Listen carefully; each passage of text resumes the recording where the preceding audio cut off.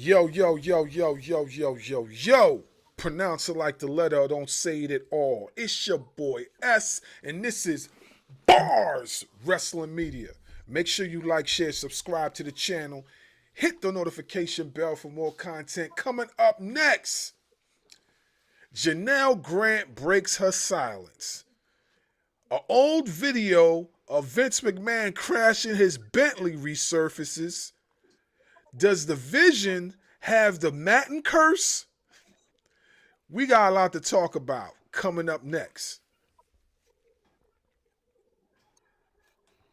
Built this from the floor with a cord and a vision. Still independent, but it sound like a major decision. Keep the meter in the red, cause the heart's in the rhythm. They say the bars got wings, I just call it ambition. Mic check, we're live. Topic of the day, storytelling in the ring. Let's break it down and see why it matters. Barz Wrestling Media.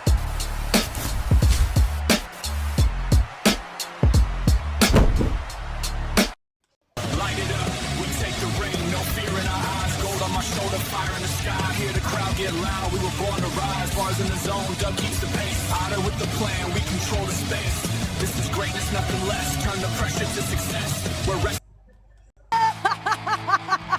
Here's your host, Barz Wrestling Media.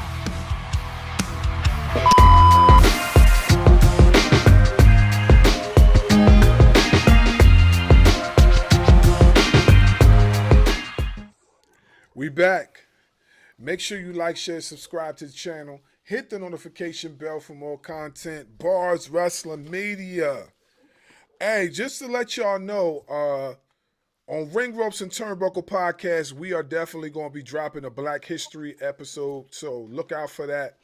I think we're going to be recording that tomorrow, so make sure y'all look out for that. That is going to be exclusively on YouTube and Facebook only. It will not be on TikTok.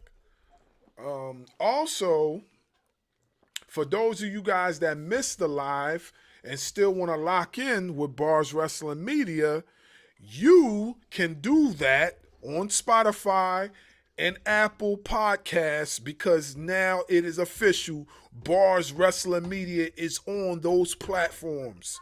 So when you search Ring Ropes and Turnbuckle Podcast, you will find Barz Wrestling Media episodes. So, yeah. So I just wanted to report that, let y'all know. Hey, so what's going on, folks? What is going on? How's everybody doing out there? Keeping busy. Okay, yeah. Yeah, I'm keeping busy as well, you know, trying to stay up to par with everything, you know, but yeah. I don't like the snow. That's for sure. I don't like the snow. We've been getting a lot of snow. I'm even hearing that we got some more snow on the way. So I hope that's not the case, because I got a lot to do this weekend. So I'm really praying that I don't get a lot of snow. But that's what's being reported right now, that we got some snow on the way.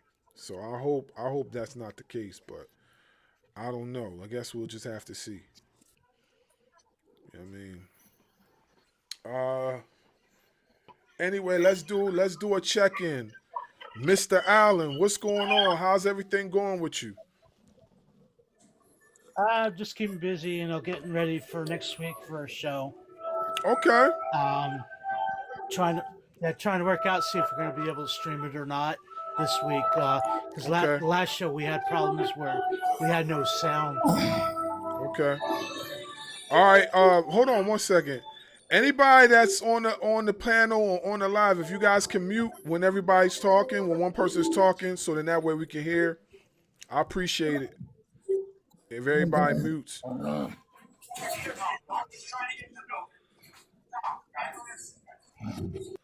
We just need everybody to mute. I'll unmute you when it's your turn to talk, but we need everybody to mute so everybody could be heard clearly.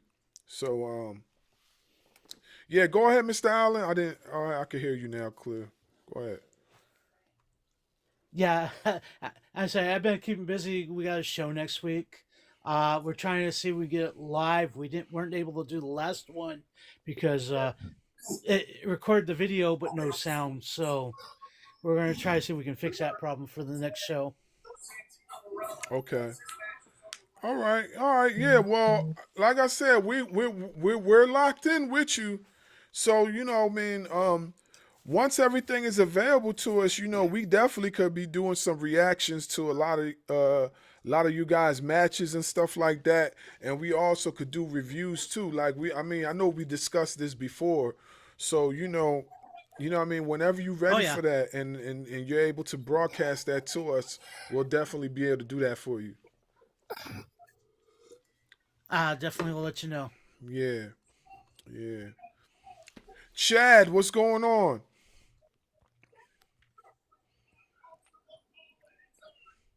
Chad, what's going on? You there?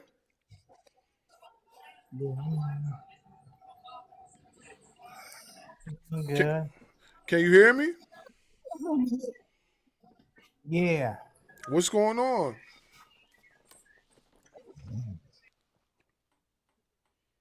You good? Uh, Nothing much. Yeah, just taking it one day at a time. Okay, that's what's up. That's what's up, man. That's what's up. Everything's good with you. We just doing a check-in, making sure everybody's good. So everything's good with you? Anything going on? Anything you got going on with your pod and whatever? Um, Going to put some more content out this weekend. That's the Okay. plan. Okay, that's what's up. That's what's up. Anything that you would like to announce on the show? Um, yeah, I'm probably gonna do an elimination chamber review. Okay. That's my plan after Saturday. So Okay. I'm gonna watch it and then I'm gonna review it. I'm gonna Okay. put that out. Okay, that's what's up. That's what's up. Okay. All right, definitely will be paying attention to that. Okay. Exhausted. What's good? We chilling, bro. What's up, Barz? How you been, man? I missed last week's episode, man. I missed last week's episode.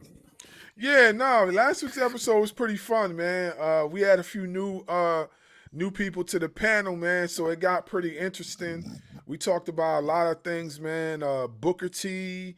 We discussed him getting voted the worst commentator and a bunch of other things. But it was a pretty cool episode, man. Everybody was enjoying it. Yeah.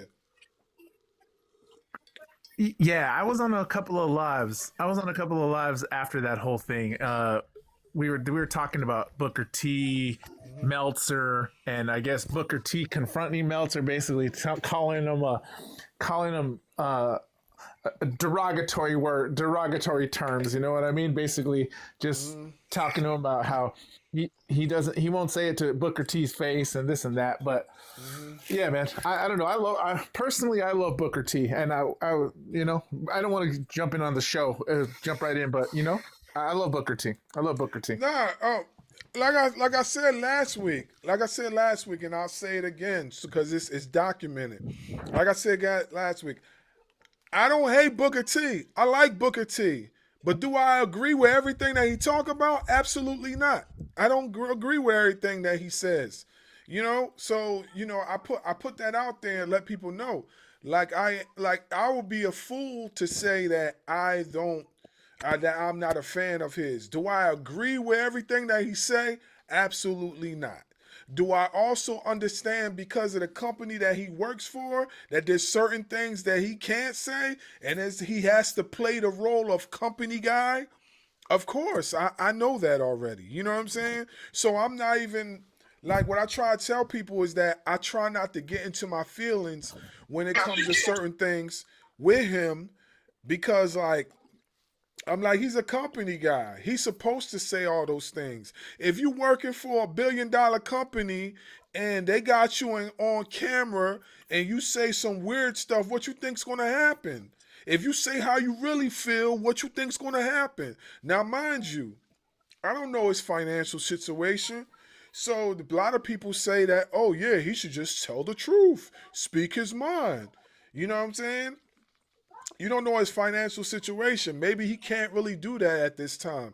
And I'm not trying to give him no slack or anything that he says. I'm just saying that a lot of times when it comes to these folks that work for these billion-dollar companies, you're not really getting their authentic self. You're only getting half of who they really are because they work for these billion-dollar companies and they like their pockets to stay fat.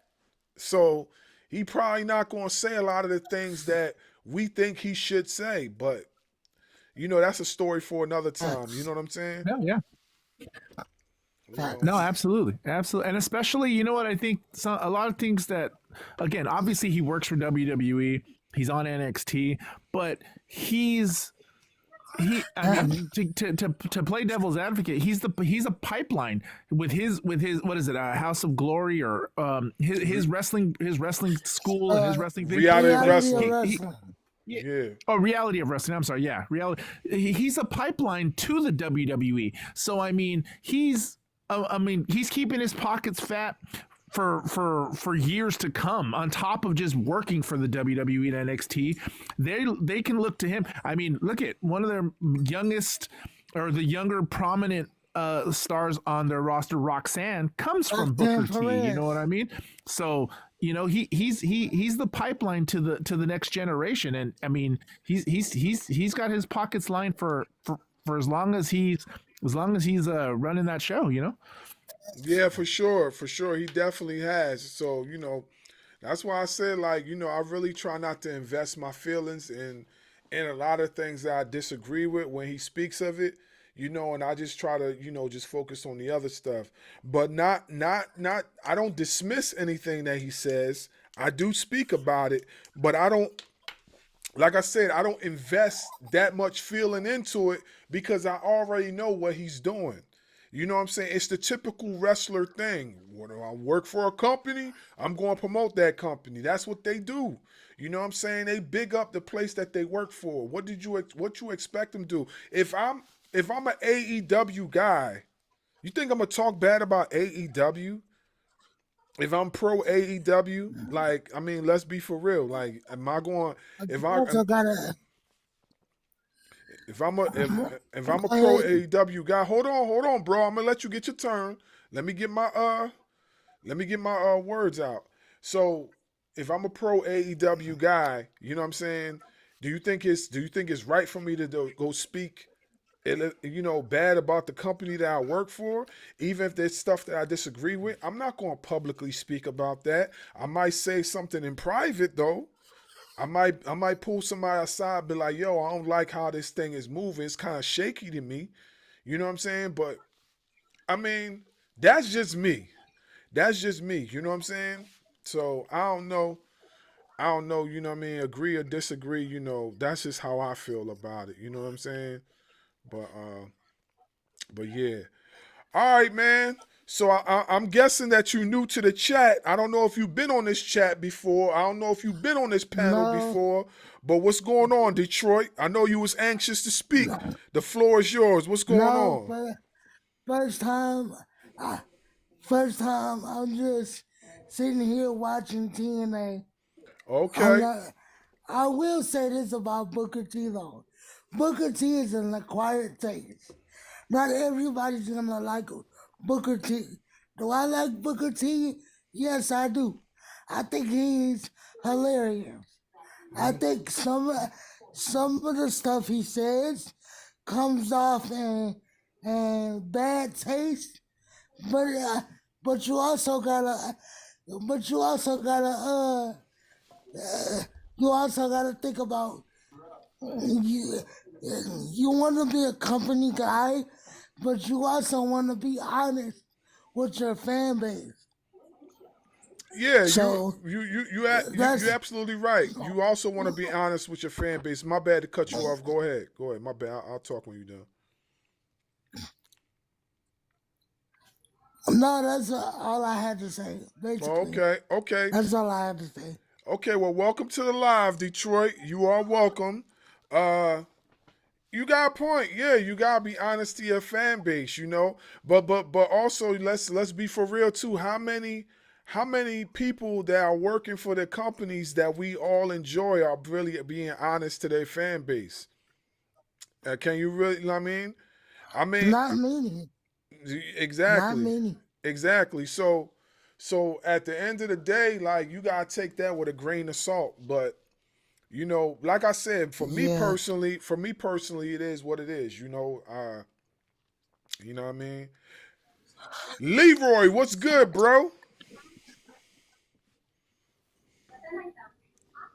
Leroy, you there? What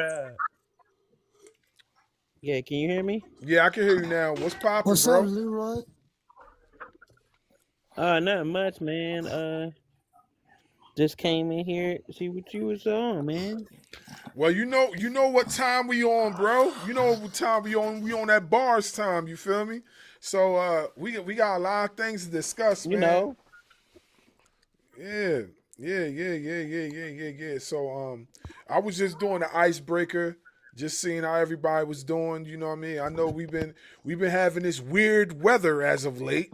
You know, this weather's been off the Yeah, chain. oh yeah, weird. I don't This we know. got weather we is got definitely rainy weather weird. over here. Oh, y'all got rain?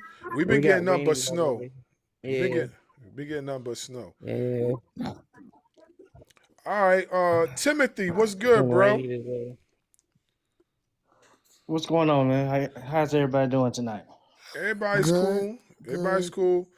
cool. One thing. Hold on before you talk, Timothy. Make sure everybody. You gotta make sure you're muted so it don't cause any feedback. I want everybody to get their opportunity to speak, but I want to make sure everybody's voice is clear. You know what I'm saying? Because last week when it was a lot of feedback back and forth, so I want to try to eliminate that feedback. It makes better for the podcast, especially if you're on here talking and then you see the video and it's all this static going on. Y'all not gonna like it. So try to even if you don't mute yourself, just try to stay quiet so then everybody can get their chance to speak, respectfully. Yo, action was good. All right, go ahead, I Timmy. see we down. Yeah, go ahead, Timmy. I was hearing y'all talking about. I was hearing y'all talking about Booker T, and I think Booker T right now is to the point in his career. Is basically, you know what? I'm all about making my money, providing for my family right now. Mm-hmm. I know there's a lot of people out there who like to bring up, the whole thing with Triple H and that promo thing, and you know, being a wrestling fan for as long as I have, I never really thought about it like that. But after hearing people talk about it, I understand where people coming from, and it's kind of sad that he really didn't do anything about it. But like I said, he's to that point in his life right now. He's the only thing he's really caring about right now, just making his money and Mm-hmm. provide for his family. Really, it's a sad part about this whole situation. Mm-hmm. Yeah, I mean I agree with you, man. That's really how it is, man. That's really what it is, at this point. Like he just providing for his family. I have Go something to ask. I don't go want ahead. to interrupt, but I have something to ask Go ahead. before I lose my train of thought. Go ahead. So do you think that this him and Swerve situation is like? I think it's bigger than what people are putting on. Mm-hmm. And when I say bigger, I mean like it's a situation where I think I don't want to say he sees a lot in Swerve, but I think it reminds of like if he was like more boisterous, you know, in his career, like the stuff he should have done, he didn't do, and I think Swerve reminds him of that, and I Mm-hmm. think that's why he has an issue with Swerve. Mm-hmm. I don't think people say it's an AEW thing or whatever, and this is just two black wrestlers going at it and all of the stuff. No, I think when Swerve called him on a couple of things, it just reminds him of stuff that he should have done, and deep down in his soul and his conscience, like he wish he could have stood up for more people and advocate more. But even that he has a training facility, even that he puts a lot of black talent over in his company, I think he wants to do what Swerve is doing in the sense of like advocating, be like, yo, you should when he tells him you should have stood up for more of us, and then I think Booker's like, oh man, I should have, and whatever. And then to Timothy's point, I think he's always been about the money. Cause like, if he wasn't about the money, he would have done something a while ago. You know, I ain't gonna say concentrate his morals, but I think he knew it at a point that he had to, uh, quote unquote, sell out, basically. You know, because he wanted to be in a good position, and now that he's in a good position in his career, no matter if he was to leave tomorrow, which I doubt it, but you know, he's already accepted that fate of like, all right, I'm team them. I'm team WWE and stuff, but also I'm gonna help my reality wrestling people off. And I know this is long, but like this is what I was thinking. So Nah, I think you absolutely right. I do feel like he sees a lot of himself in Swerve Strickland. I do think he feels that way. But the problem that people always discuss is that they just feel like he should speak more about the stuff that he truly agrees with and believes in. They don't feel like he speaks about it enough. You know what I'm saying? Every now and then you might get him saying something, along the lines of what we expect him to. But most of the time, like people feel like he doesn't, you know? And it is what it is, man. Like I said, I don't read too much into it anymore. Like I told you, like, I agree with some things he's saying, and most of the things I don't agree with. That is what it is.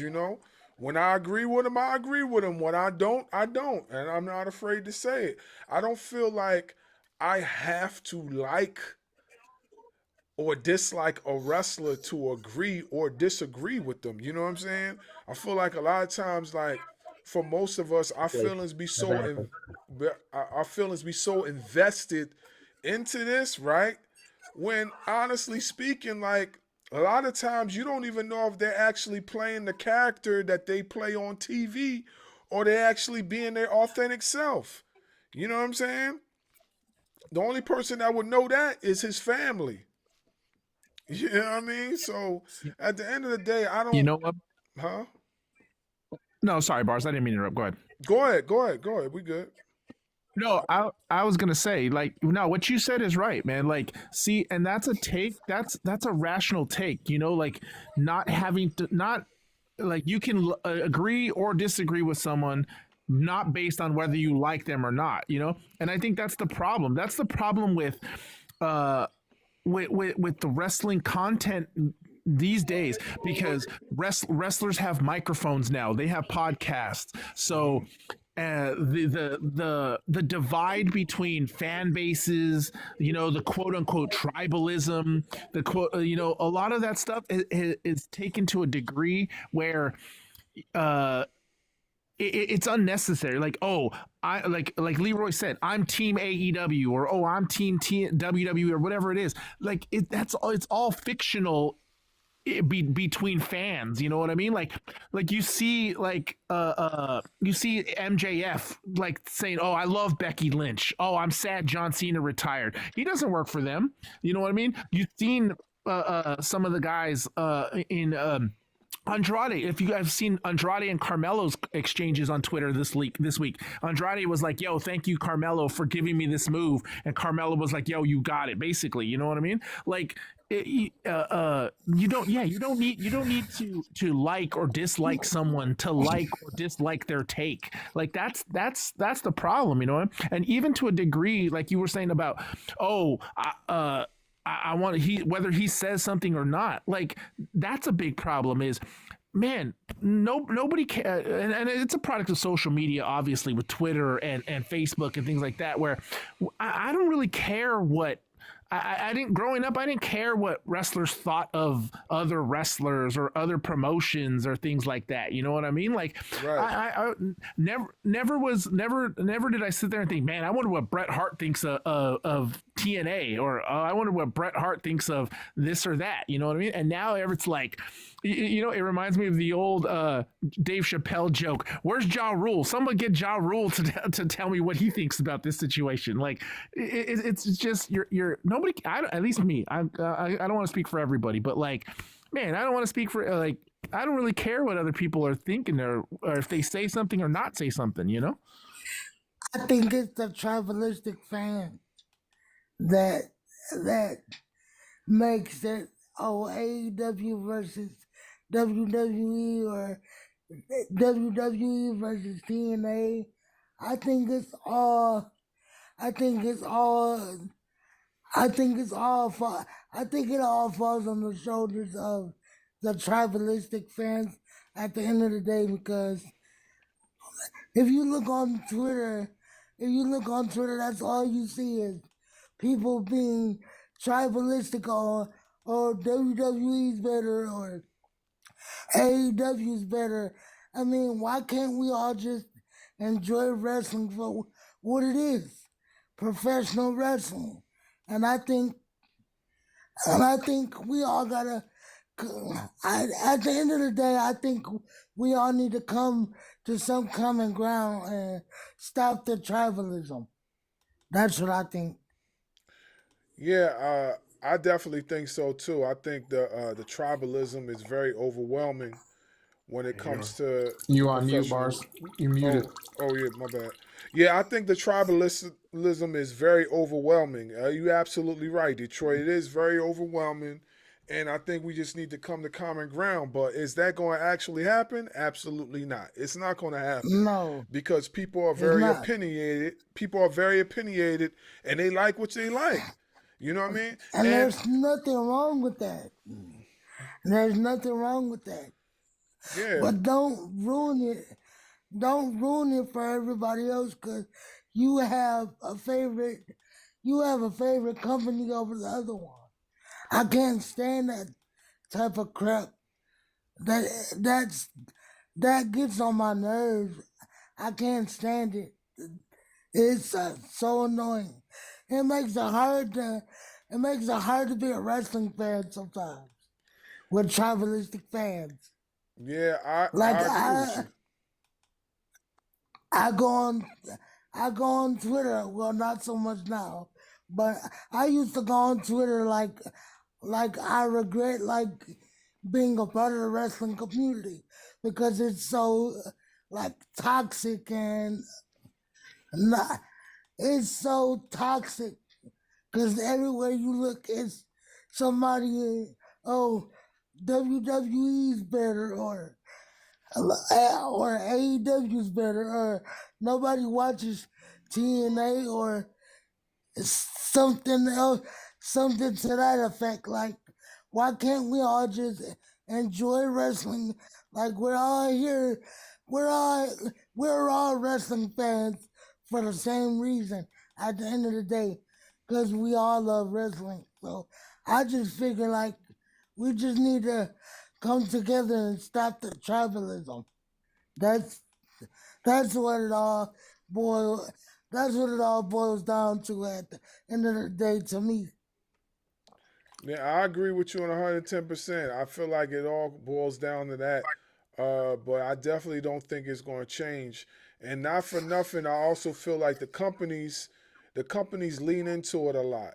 They definitely lean into it. Oh yeah, for sure. The companies enjoy the tribalistic type of back and forth. They enjoy it. And the reason why they enjoy it because it brings more people to the product. Like if I'm talking about AEW 24/7, how I dislike AEW or how I dislike WWE, people gonna want to know where are these companies are, who are these companies ran by. They're gonna want to know. So what you think's gonna happen? So they're gonna want to watch. They're gonna watch. So Yep. So that's just basically what it is, you know. Tribalism is going to always exist, and it's never going to change. It's actually going to probably get worse before it gets better. You know what I'm saying? Unfortunately. Yeah. Yeah. The one thing I noticed though is that growing up as a wrestling fan. Mm-hmm. Most fans these days, like growing up, we used to be the fans of the wrestlers and not the company. Mm-hmm. Nowadays, we're more fans of the company than we are the wrestlers. Absolutely, 100%. Yeah. And the thing is, too, unfortunately, these fans, they stop being fans and they become fanatics. Mm-hmm. And that's also another issue that's going on because it's crazy how you can sit here and watch wrestling, something that's supposed to be entertainment, something that's supposed to be escape for something, but yet And make it you so just want to toxic. hate watch it. You just want to hate watch it because you want to get on Twitter, you want to get on TikTok or something, and be the first one to say, "Oh, wait, did you see this and this, or did you see that and that?" And just instead of just enjoying the product as it is. I mean, the thing is, AEW and WWE do not need to be the same. They're No, two they don't. different companies. No, They're they two different don't. products. Mm-hmm. I don't understand why people are trying to compare the two products. It doesn't make sense. I mean, you don't want AEW to be like WWE, and you don't want WWE to be like AEW or TNA. You Mm-hmm. want different styles of wrestling for different type of companies. I mean, it just doesn't make sense to me. I never understood that. Yeah, absolutely. I agree with you 110%. So let's get into these topics real quick. Let's get into these topics because there's a lot of topics that I got on this list right here. So let's get Let's into get this. into it. Let's get into this right here. When Vince McMahon crashes his Bentley and gets the VIP treatment. Now I looked this up, okay? I looked this up. And this happened last year.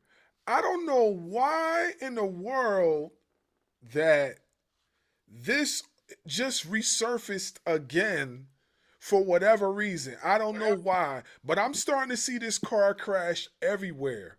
You know what I mean? So to make a long story short, for those of you who haven't seen it, Vince crashes his Bentley, gets pulled over, and they give this man the VIP treatment. No, he didn't get arrested. They were talking to him all friendly. They were ha ha he, and they basically gave him the royal treatment. They treated him like a super celebrity. There was a lot of boot licking up in there. Let me just put it like that. You know what I'm saying? So what y'all think of that? Did anybody see that video? On the same day as I got I one think thing to say. Well, Detroit, one at a time. One at a time, wait, folks. Leroy, go ahead. I just wanted to say this, and this is gonna be quick and simple. Yeah. Why did he get the VIP treatment? Because, hey, listen, he's a billionaire, he's a YT man, and he's part of the spotlight.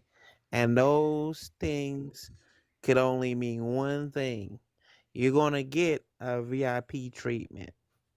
It's just like once you're a part of the public eye of his level, you're gonna get certain treatment. Mm-hmm. Let alone you being a billionaire and a YT person. So that's all.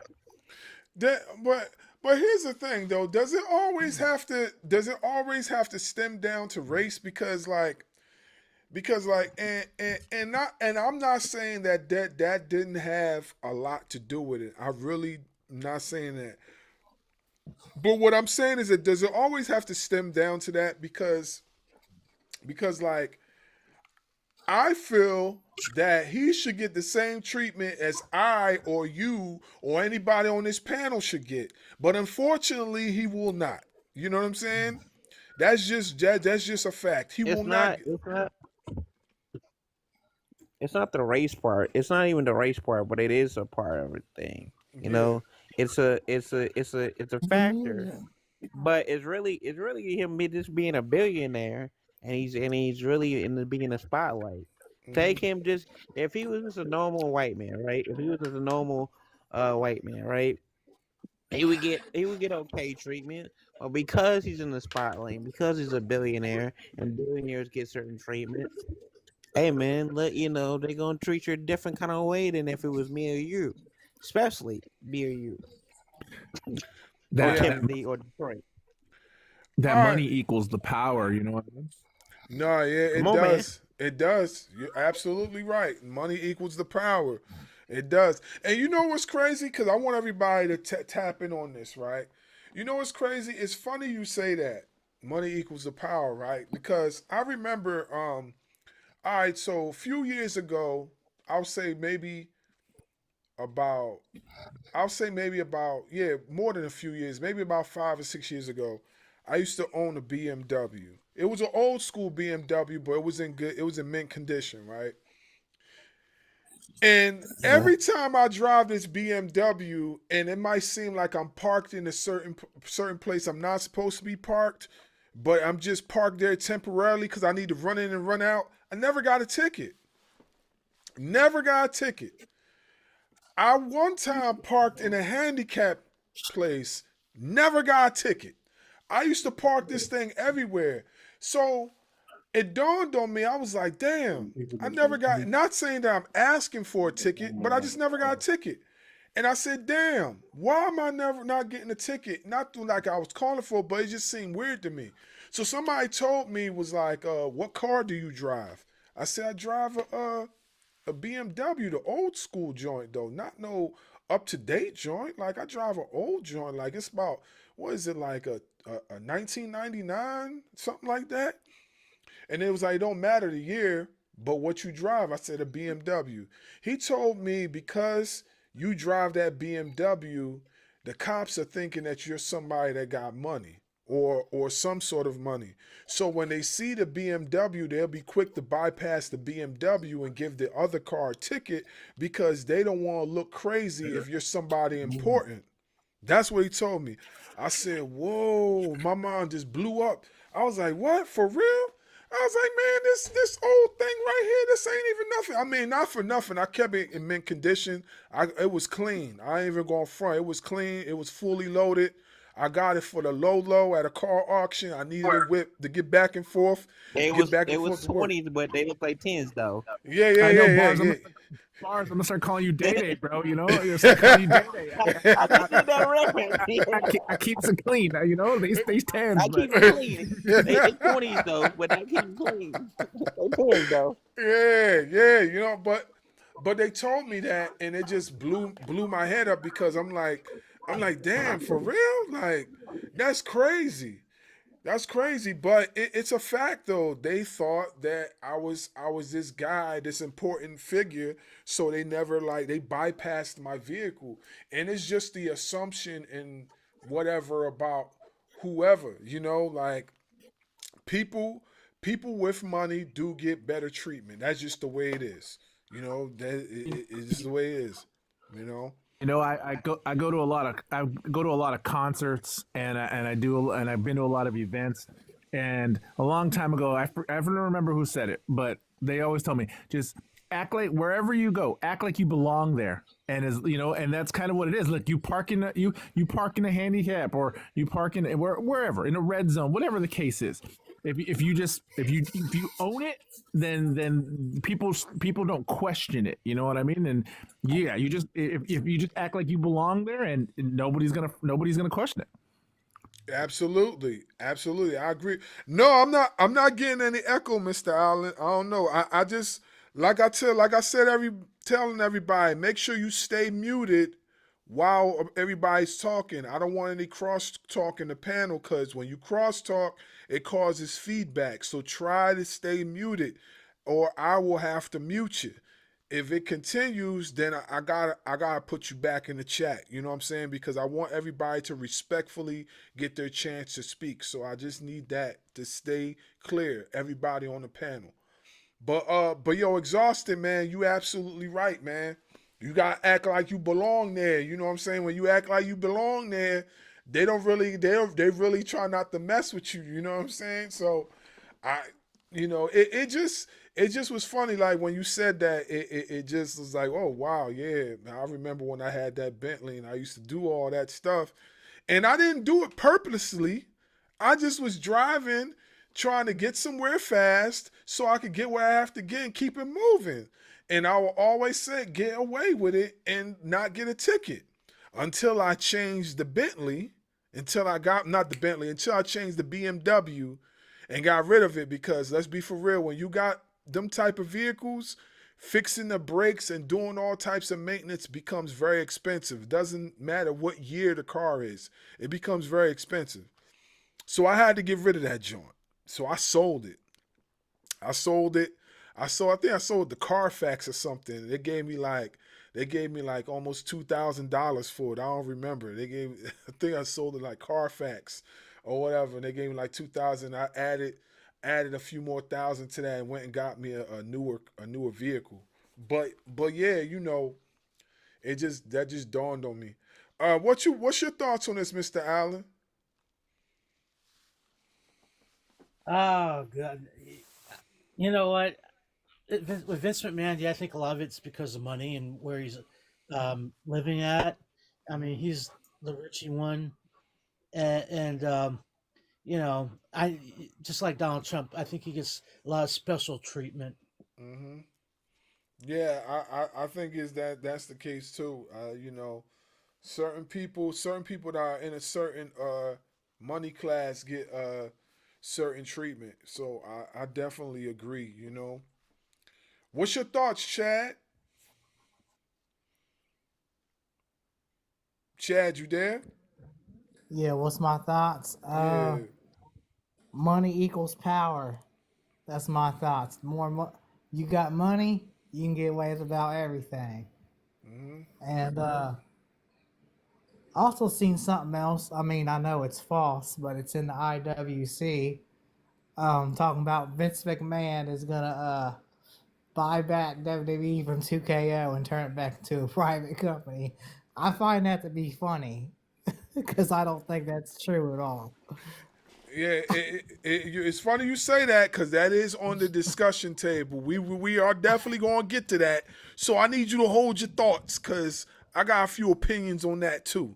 So it's definitely on the discussion table to discuss that. You know what I mean? So just stay locked in, keep your thoughts because we going to talk about that. Hey, Detroit, what's good? What's your thoughts on that?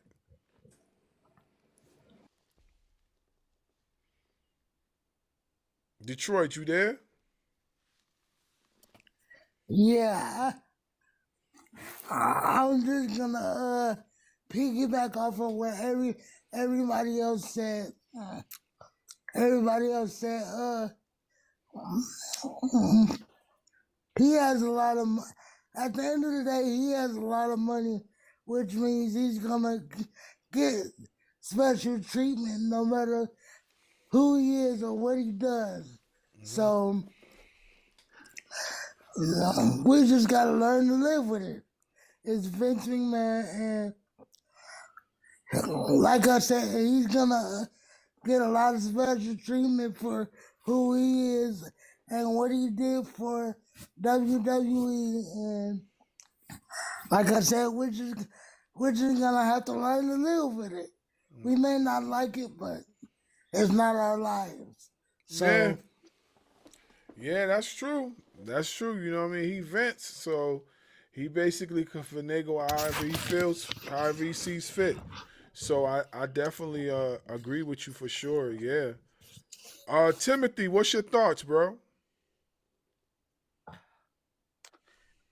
The fact that he was such a popular and well-known figure. I don't know the age of these cops and stuff like that, so they probably grew up watching Vince McMahon. So when they saw him, they were probably starstruck or looked like, I can't just give him a ticket. They just like, I'm gonna just give him a pass because I was a big fan of his while watching wrestling as growing up. So I'm like everybody else. I'm not surprised that he was able to get away with it. I mean, like everybody else say, I mean, when you have popularity and you have money like that, the rules are different for you, unfortunately. Yeah, man. The rules change once you got a little bit of bread on your hands. The rules definitely change. It is what it is. I mean, what else can I say? I mean, we could be discussing this all day, and the rules will still be the same. It will not change. It'll be no different. When you got money in your pocket, everybody looks at you different. So it's definitely true. It's definitely true. So Chad already opened up the floodgates with this, so let's get right into it. Let's talk about Vince possibly returning to the WWE. I find it funny. I really do find it funny because I definitely don't see TKO giving up WWE that easy. You know what I'm saying? TKO is in debt. A lot of people don't know that. TKO is in debt. They're in the hole. They're not giving up WWE that easy. WWE is really digging TKO out of debt. They owe people a lot of money. So WWE is their cash cow right now. So look at WWE's ticket prices. Yeah, that's a prime example. Look at their ticket prices. Who remembers when WWE tickets used to be like AEW ticket prices? Who remembers that? I'm old enough to remember that. I'm old enough to remember that. Yeah, I remember that too. One thing I will say about Vince McMahon though, he gets a lot of flack for booking and stuff, but he cared more about families than TKO does. I mean, honestly, that's what people are saying. You know, that he cares more about families than TKO does. But is that really the case? Is that really the case, or is that just something everybody is saying? Like, does he really care about the families? I'm honestly asking a question. Like, what will lead us to believe that he really cares about the families? You know what I'm saying? Because I feel like this. I'm not saying that he probably don't, but this is my theory, though. He had his own way of getting his money. So his way of getting money is not like TKO's money. TKO wants to reach out to the lifestyles of the rich and famous. Those folks that got bread. He reaches out to them. Vince doesn't. What Vince does, how Vince gets his money, is doing business with other companies. I'm not necessarily wrestling companies, but he does business with other folks. You know what I'm saying? Like, for example, who's the one that sold him to TKO in the first place? Vince. Vince did that. Vincent Kennedy McMahon did that. He's the one that did that. You know what I'm saying? And everybody thought. Yeah, go ahead. Everybody thought Vince McMahon was going to sell it to the Saudis. Yeah, that's Detroit. True. Somebody saying hi to you, Detroit. What's up? How you doing? Hey, host. What's going on? What's going on? I know you're new to the live, so this is Barz Wrestling Media. Are you a wrestling fan, or are you just somebody that's just listening in?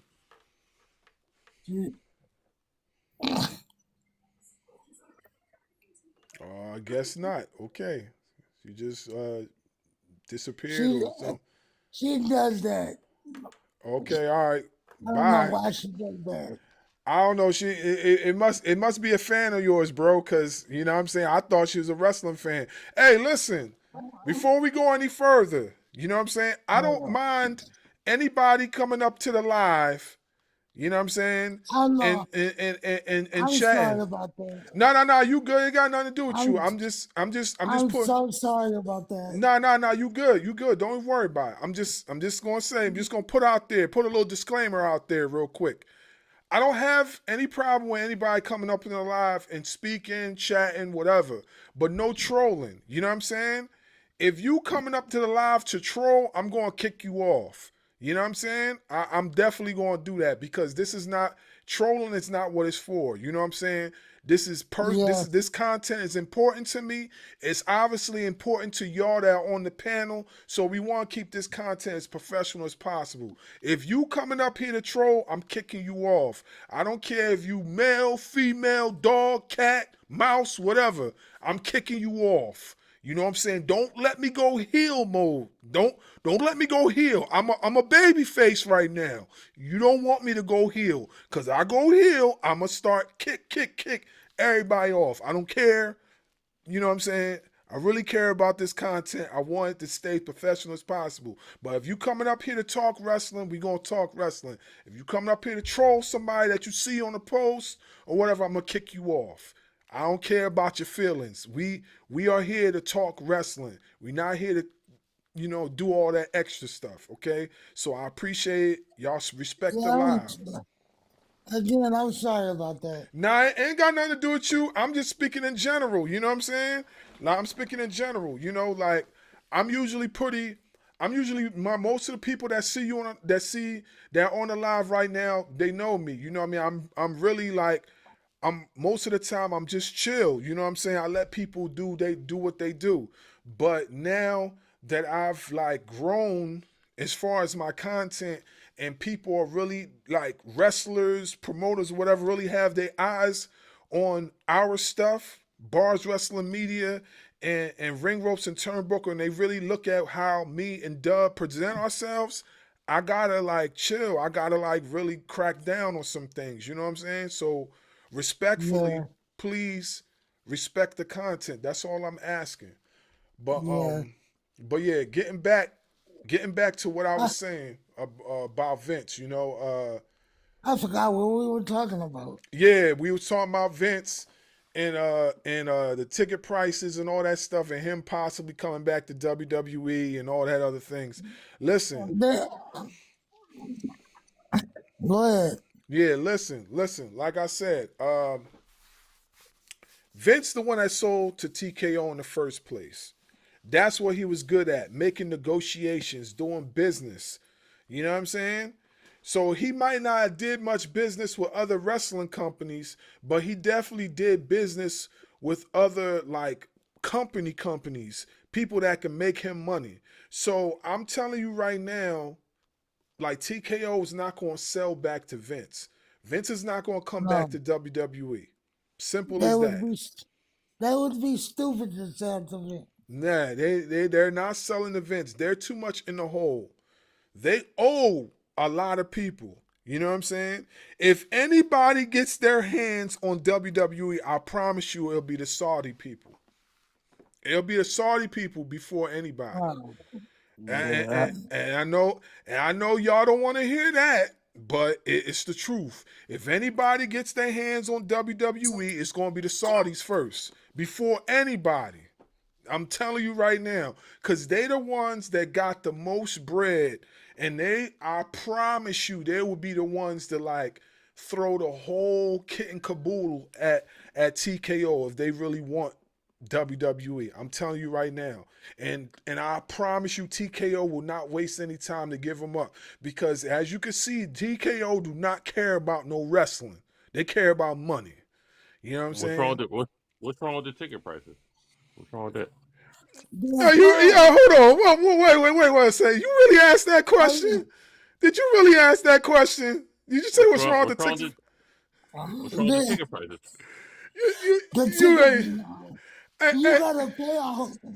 You gotta pay a whole car note just to afford tickets to buy. Nah, I think you're trolling. You trolling, bro.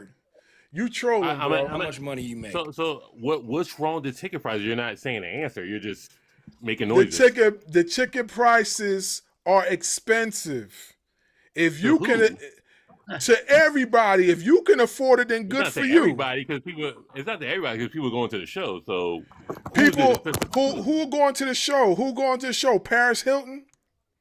No, the European. Hold on, WrestleMania is a global event, so the Europeans are going. It's just like people that's crying that's not going wasn't. Are you European? Are you?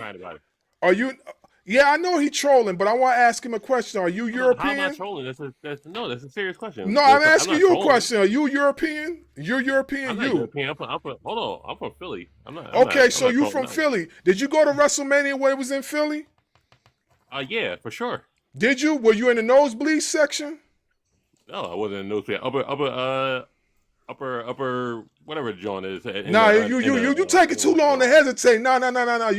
You stuttering too much. I think you lying, bro. You probably were sitting next to the rafters with Sting, wasn't you? You was in the rafters with Sting. Shout to Sting, but I was in the upper whatever joint because it's different from the Wells Fargo joint.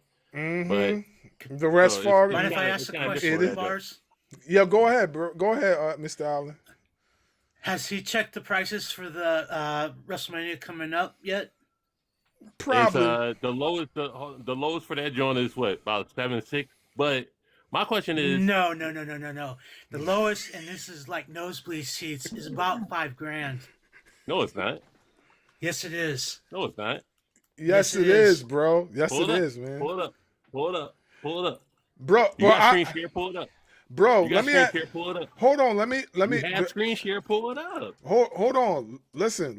Before you go on your rant, right? I'm just letting you know when you jump on these lives, you need to know the people that you're congregating with. The prices. The person. Hold up.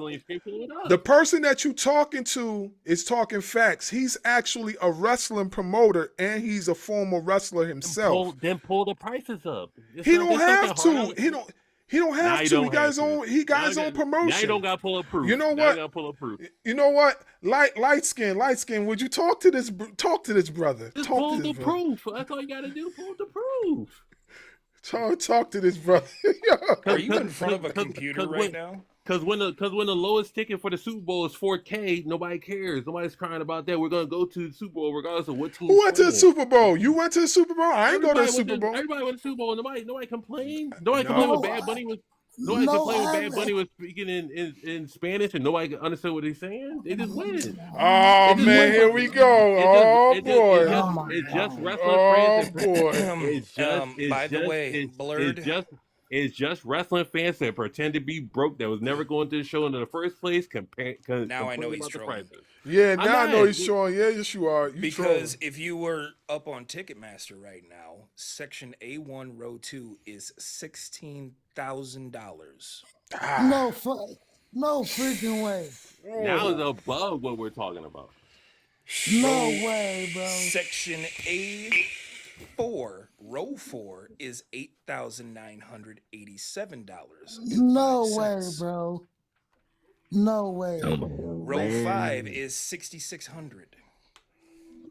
Come on, man. The further you go back, it drops. In row 6, it's $5,700. I just Googled the lowest price for WrestleMania 42 nosebleeds at $266. So he's wrong. The comments is wrong. I'm just asking. What website did you go to for that? Because the different. Let me just say this. Ticketmaster is the official spot of where you can get wrestling. Yeah, if you're going if you go resale prices, but if you go resale, it's different prices. Ticketmaster is one thing, but you can order resale. There's SeatGeek and all that other stuff that give different prices. So, but that's I'm saying the overall consensus is the IWC. They complain about ticket prices. It was never going to in the first place. That's my thing. You were never going to it. So what do you complain about? Whoa! First of all, I've probably been to more WWE wrestling events than you've been on Earth, brother. Congratulations on the assumption. I've probably been. I promise you. I promise you, I have, bro. I promise you, bro. All right, so how many events you been to? If you so much a fan, how many events you been to?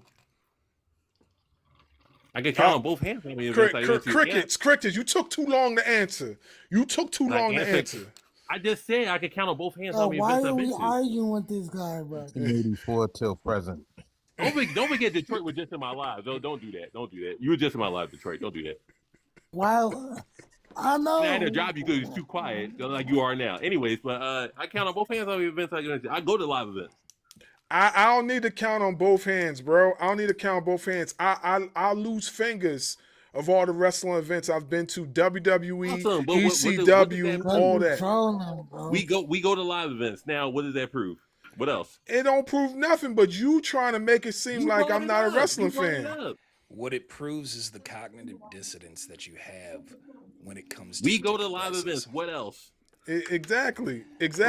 So we go to live events. What else? I'm hold assuming on. that Somebody you're- talking. Let me talk. Go ahead, light skin. So I'm assuming that you actually have the money to go to WrestleMania this year, then, correct? Yeah, if you save up for it, you know it's in Vegas, so go. You can save up. You got a year to save up for it. You know it's in Here's the Vegas. thing: WrestleMania never used to cost this much. Ever since TKO got involved, it's been price hike after price hike after price hike. So wrestling wrong has with that. That's the business. You no. pay the cost Wrestling of the has boss. always But been hold- family. it is Hold what it on, is. bro. You had a chance to Wrestling- talk. Let him talk.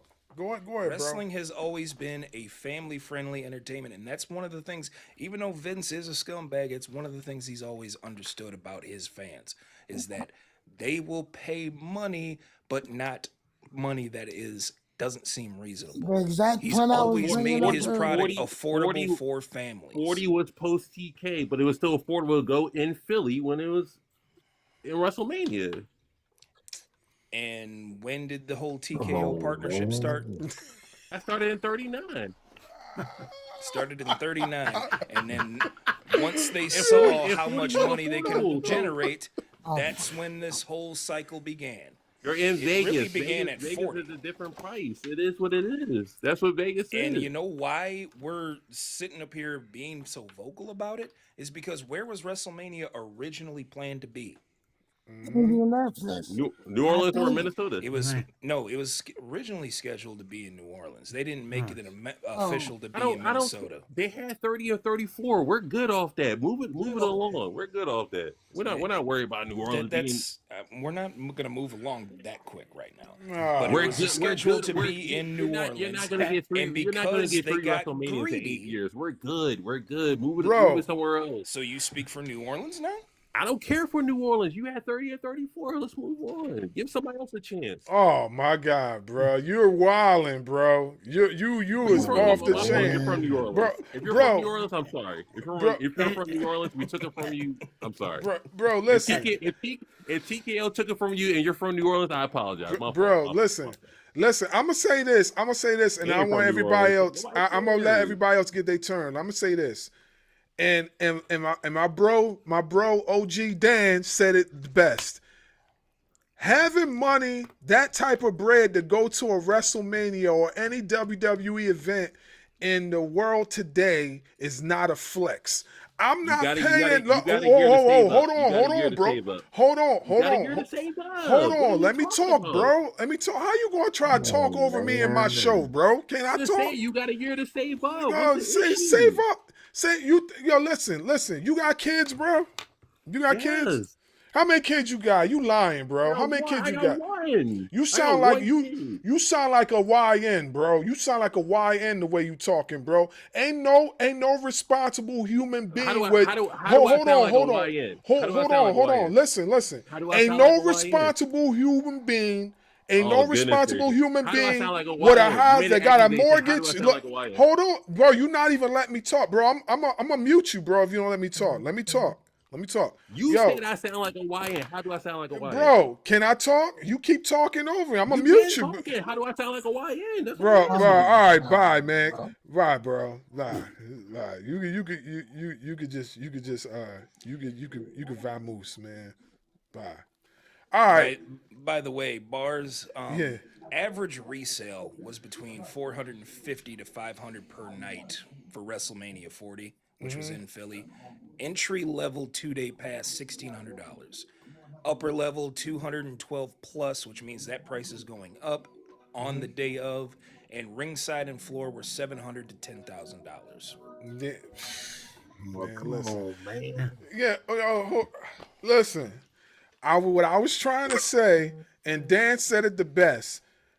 Being able to afford a WrestleMania is not no flex. I don't care if I was able to. Huh? My statement is actually up there to read and read accurately. I said WWE events ain't a flex. The Yeah. real flex is how many ECW shows you been to.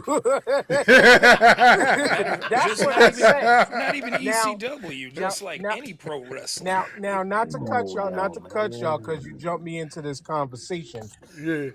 I'm mad that you booted, dude, because the real question that was asked is what I stated in the comments by Lightskin.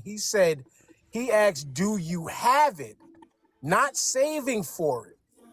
Because the dude kept reverting back to, you could save up, you got a year. And he's right. You got a year to save for it. You got a year to save for it. Everybody does. I can't, I'm not bragging. I got the money to pay for probably one WrestleMania ticket right now. But what do I look like as a black man in these times paying for anything WWE? Now, side note, except for the one game that I play on my phone, but that's I digress. That goes to a different company. But but nah, FWWE, you're bugging if you're paying for them damn shows. I could put my face on it, but I'm doing adult activities in my car that can't be shown on TikTok cameras. Nah, I got you, bro. I got my clothes on. Don't worry, people. I got my clothes on. It's cool. It's cool. We know what you're doing. Yo, you stupid, yo. You stupid. Hey, listen, what I was trying to say was, and then I'm gonna let everybody get to talking, right? What I was trying to say was, like, even if I could afford it, I'm not giving WWE that type of money. I got a mortgage. I got car insurance to pay. I got kids to put, food in their mouth. I got a wife to take care of. I got responsibilities. How the hell would I look giving WWE what, $16K for some seats? And I got all these responsibilities? You could buy a good used car for that price. Facts, bro. Like, you know what I'm saying? Like, I'm not doing that, So I know the guy was trolling. I just thought we could have a good debate, and I let him up there, and he wasn't trying to let nobody talk. He was trying to talk over people. That's how you know a person really don't have their facts together, because he kept trying to talk over light skin. He was talking over Detroit. He's talking over me. Anybody that tried to give out facts, he wasn't trying to talk. Yeah, shout out to everyone. Shout out to you too, bro. But you not coming back up here, bro. You wilding right now, bro. You wilding right here. If we can't have an adult conversation about this whole topic, then there's no reason for you to be up here, bro. Like, I asked you a simple question and you couldn't even give me the answer. You know what I mean? You are YN, because that's YN tendencies. You're a young guy. You're a young guy. You're not old enough to understand it. Understand what money is right now. Because you talking young boy stuff. How grown are you? You could be grown in age, but still young in your mind. So how grown are you? Pause, my brother. Didn't you say you was moving on from him? Oh yeah, I did say that. No disrespect to you, Blur Cartel, but you did say you was moving on from him, right? Yeah. You're right. You absolutely. As I found out when I met you in person, and I thought I'm older than you. So listen to your OG brother over here. Okay. I thought you was older than me. This whole time I thought you was older than me. Come on now, man. Listen to your brother giving you good guidance. You said you was gonna move on. Now be an adult and move on, my brother. Oh, all right, I got you. I got you. I got you. Hey, Mr. Entertainment, what's Shout good? out What's to good? you, Blur Cartel. You got booted What's before up, I man? came up. I'm just sitting up here giving my Booker T impersonations every time y'all say something crazy. I'm just down here like, come on now, man. I heard some crazy man. in this conversation, so I had to hit. Oh yeah, man. I had to do it. Oh now, man, this is funny. Yeah. Timothy, did you have anything to say? I didn't know if you had spoken or not. Honestly, man, those ticket prices are ridiculous.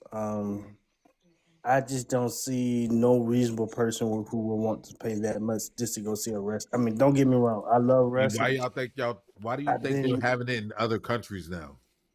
I love wrestling. The money. Wrestling, and I've been a wrestling fan for years, but I would never pay $16,000 for a ticket, especially when the product is as bad as it is right now.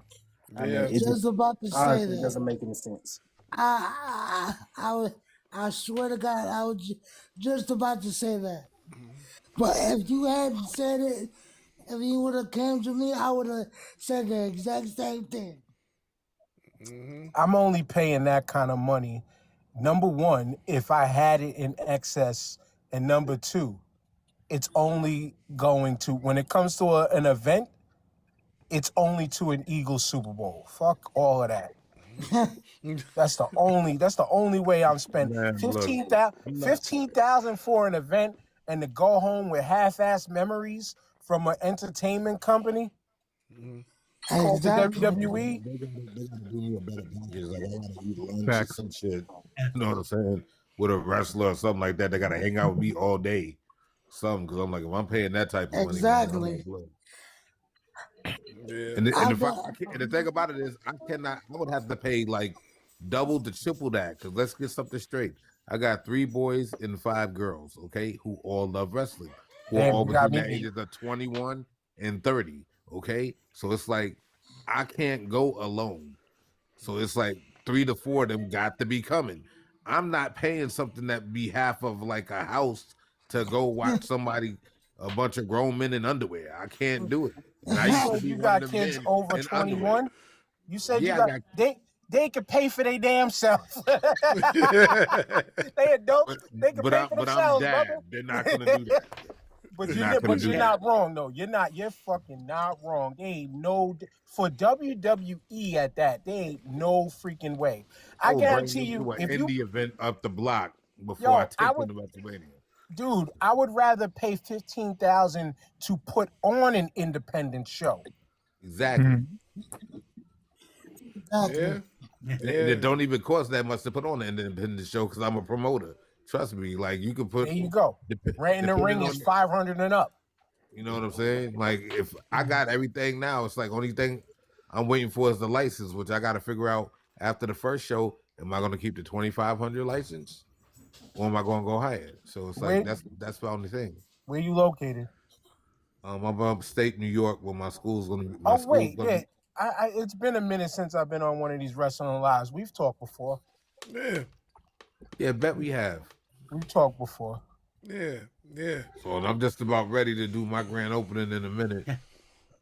That's what's up. I've been putting this off for like a minute now. I've been doing this since like last year with this money I've been getting from all these lawsuits. I'm like, all right, got the ring, got this, got that, shooting this, shooting that, then third. And I'm like, you gonna be How far upstate? Rochester. Well, the school's gonna be in Auburn, New York, which is like 45 minutes to an hour away from where I'm at. Because I'm not trying to do it in Rochester because there's like 7-8 brands already in Rochester. So I'm like, what I'm gonna do it for? Rochester's deep for me. I'm in Staten Island. I was trying to think like, it would give me a reason to stay at my brother's house in Montgomery to come up. You're in Staten Island? Shit. Yep. Well, that's far, but it's not far because like you right there by Rhode Island and Connecticut. No, my brother. Well, actually, yeah, closer than you. Yeah, absolutely. And Rhode Island is 4.5 hour, 5 hour drive. Oh, yeah, that's right. Yeah, you in Staten. I'm taking something else. Taking Long Island. Yeah. And taking a boat around. Yeah, pretty But much. yeah, man, let's pay the fit. Let's chip in to help this brother get off over WWE event. I would rather do that than go. Listen, I disconnected freaking. I disconnected. I ended Peacock just cause of how bad I was done with that company. I refused to download and buy that terrible ass game. Yeah, I said it. That game sucks to me. you saw in the group chat how much you are intended to pay for like all the DLC and all that other stuff, right? Oh, no doubt. I'd rather pay that towards Street Fighter 6 or something else. I'd rather buy me new joysticks first, which I'm gonna do in a couple weeks. That's why I still play SmackDown versus Raw 2007. Even those games suck. Give me WCW versus NWO Revenge or some Fire Pro. Yeah, I was gonna say, Mayor, how you feel about Fire Pro? Better than any. Man, listen. When THQ went over to WWF, I was done. I like the Japanese. I like the WCW with the addition of all the Japanese wrestlers that a lot of them people didn't know, but it made you go learn about somebody new. And yeah. I only downloaded 2K23 and 24 because shout outs to the homie here on TikTok. He randomly chose to make me characters 3 different times. I never asked for it once. He randomly made me, and I was just like, all right, you know what? Let me go get this game just so I could download myself. And the game sucked. I hate that. Like you don't really punch, kick, or fight. You gotta just respond and react, and just press a button with timing. Oh, absolutely. I play with my nephew, and literally the button that like saves me more often than anything is the reversal or the tap to like block or something like that. Like whatever that button is, triangle or X or whatever it is. Like, yeah, you're 100% right. All it is just there's no actual action. You're just reversing or blocking or changing. Yeah, no, you're right. All right, so let's move on. Let's move on to the next topic. Recap for the House of Glory event. I don't want to talk about the whole event, but the whole event was fire. I watched most of it. I missed a few matches, but I did catch the opening match with the main event. I believe it was the main event had a match, and that match was fire. I believe the main event is about to break up. But I don't want to really talk about the whole event. I want to talk about MJF versus Zilla Fatu. Who watched that match? Anybody? Yes. Yeah. I did. Go ahead, light skin. First off, I love the match. Really great match. Zilla showed out, and I believe MJF did too. So, loved everything that they did. I thought it was actually pretty amazing that they actually would have an AEW World Title match on a House of Glory show, which is something they're not estranged to. But not only that, but also to have JD from NY in the house. Oh, oh my God, yo! Let me just tell you. Yes. Yo, he basically came out. He came out at the beginning of the show.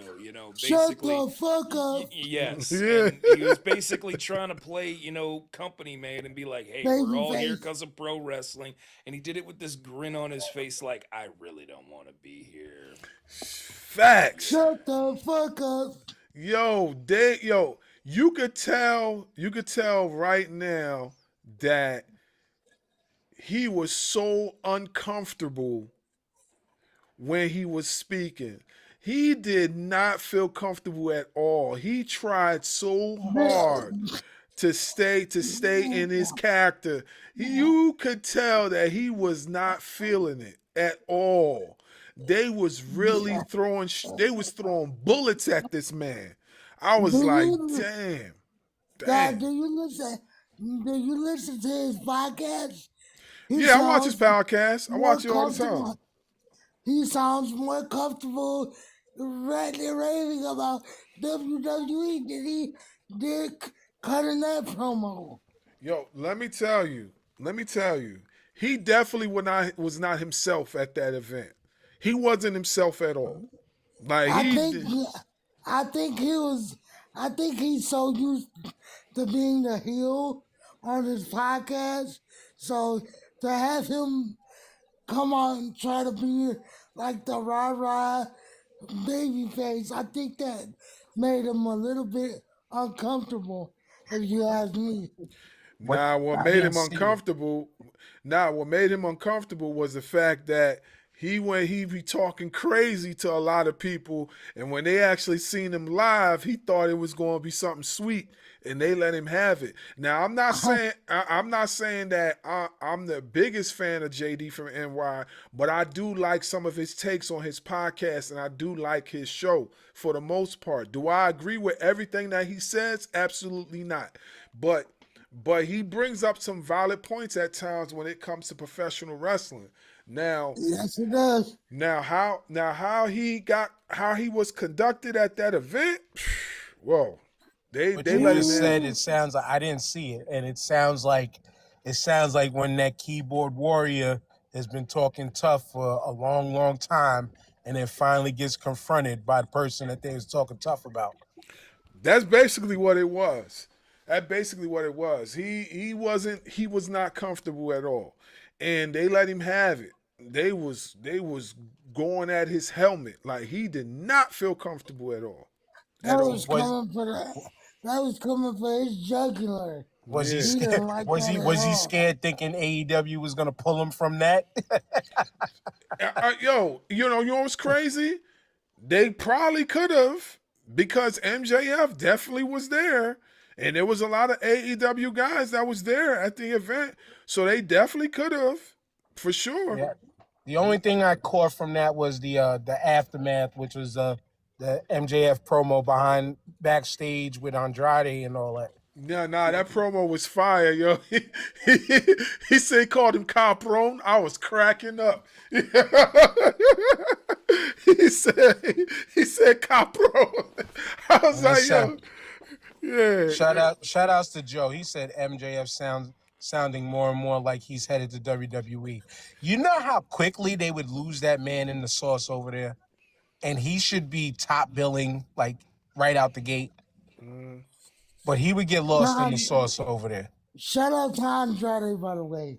Just had to throw that out there. Now Andrade is dope.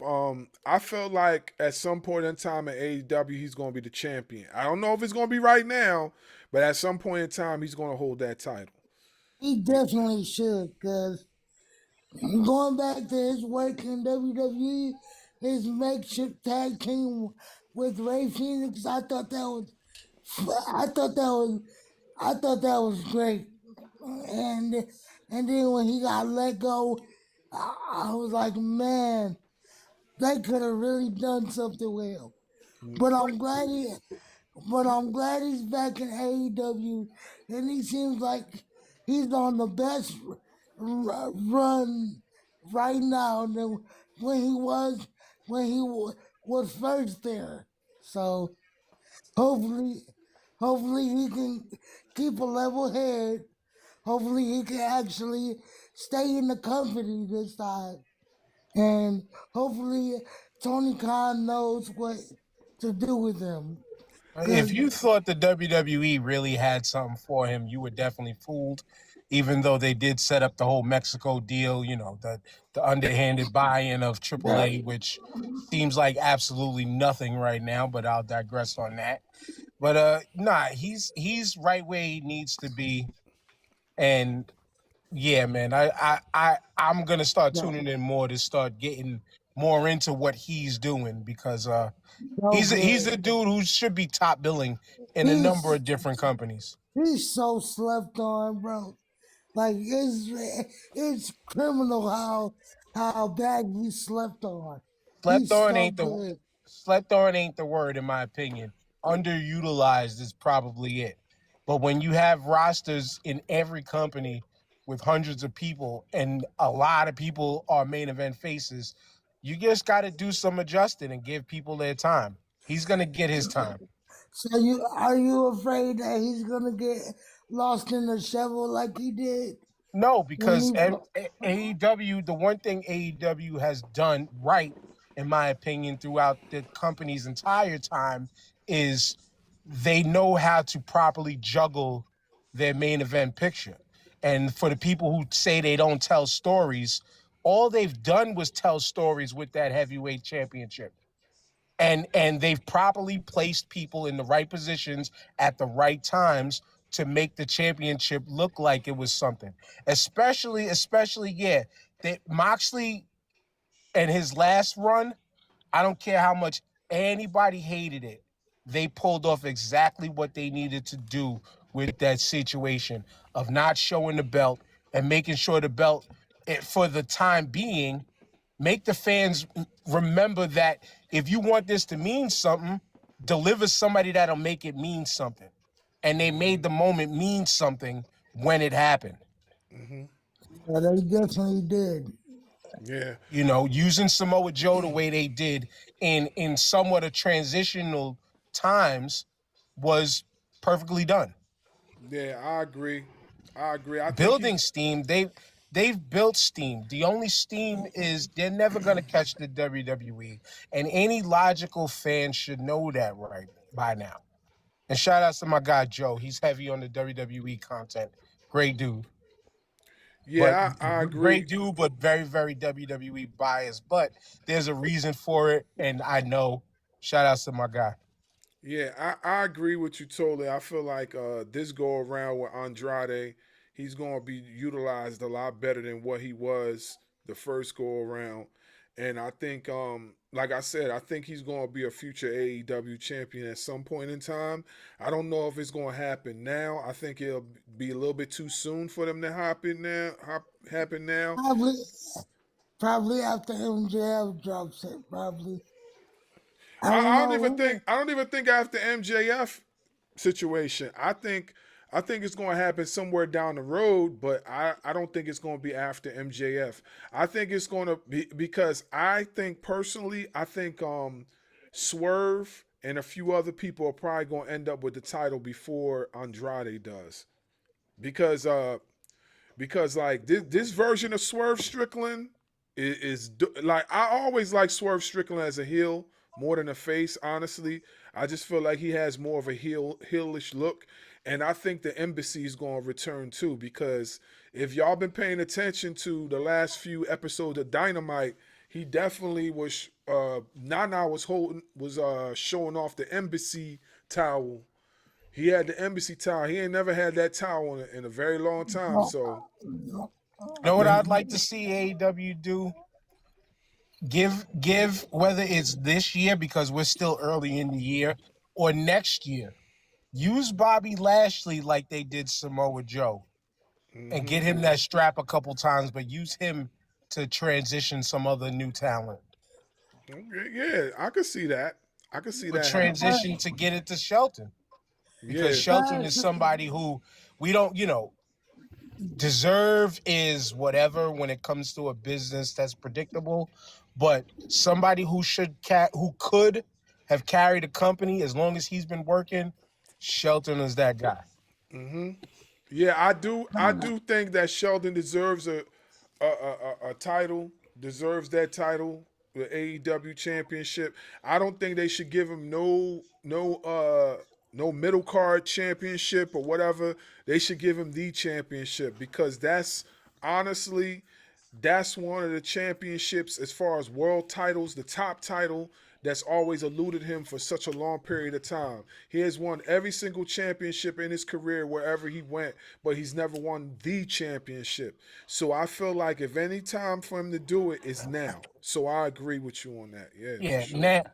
Now in this company, not right this moment, but now being an employee of this company, I agree. But his only downfall when it comes to that side of the game, of this side of the game, is he's not the best on the microphone, but that's why you have a mouthpiece. That's why you got a freaking what's his name, MVP.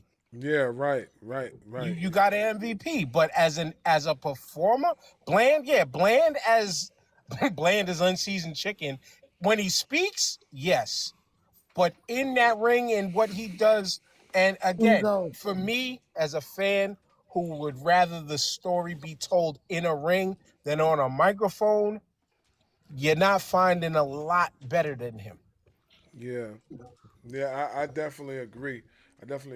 Does anybody else want to chime in on this topic before we go over to the next? We're talking about MJF versus Zilla Fatu. Your thoughts? I haven't heard from Mr. Allen.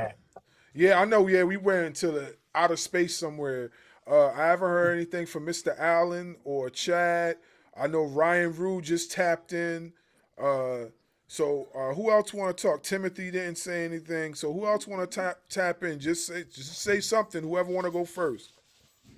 I would say I didn't get a chance to watch it, but knowing Zilla and knowing Yeah, MJF, that had to be a great. I knew that was going to be a great match to start with. Nah, it was a dope match. It was a dope I didn't match. get a chance to watch it either, so Yeah. I'm gonna find time to watch it if I can. Yeah. Nah, y'all go check out that joint and then give your thoughts later. What'd you say? What'd you say, Mr. Entertainment? What'd you say? So I did watch the match. Me and my son both watched the match, Mm-hmm. and it was and like we really didn't understand it. Like Andrade had said himself, he's like, "You out here giving people like on the indies like shots now, like you taking, and it really didn't make sense." But I'm like, now everybody kind of knows Zilla's really hot right now, so it's like, is he gonna go to AEW or is he gonna go to WWE? That's got to be a question. Is he gonna go with a family yet, or is he gonna go start his own thing? I He's mean, still underneath WWE ID. Yeah, I think he's in the ID program. I think he is. Cause I Oh, he remember. is? Yeah, because I remember him on one of his lives that I was on. He was speaking about the ID program. So I think he is officially an ID wrestler. I'm not 100%, but I think he is an ID wrestler. Regardless of that, what a move like MJF going to House of Glory does is it helps elevate and helps House of Glory make more money. Yep, exactly.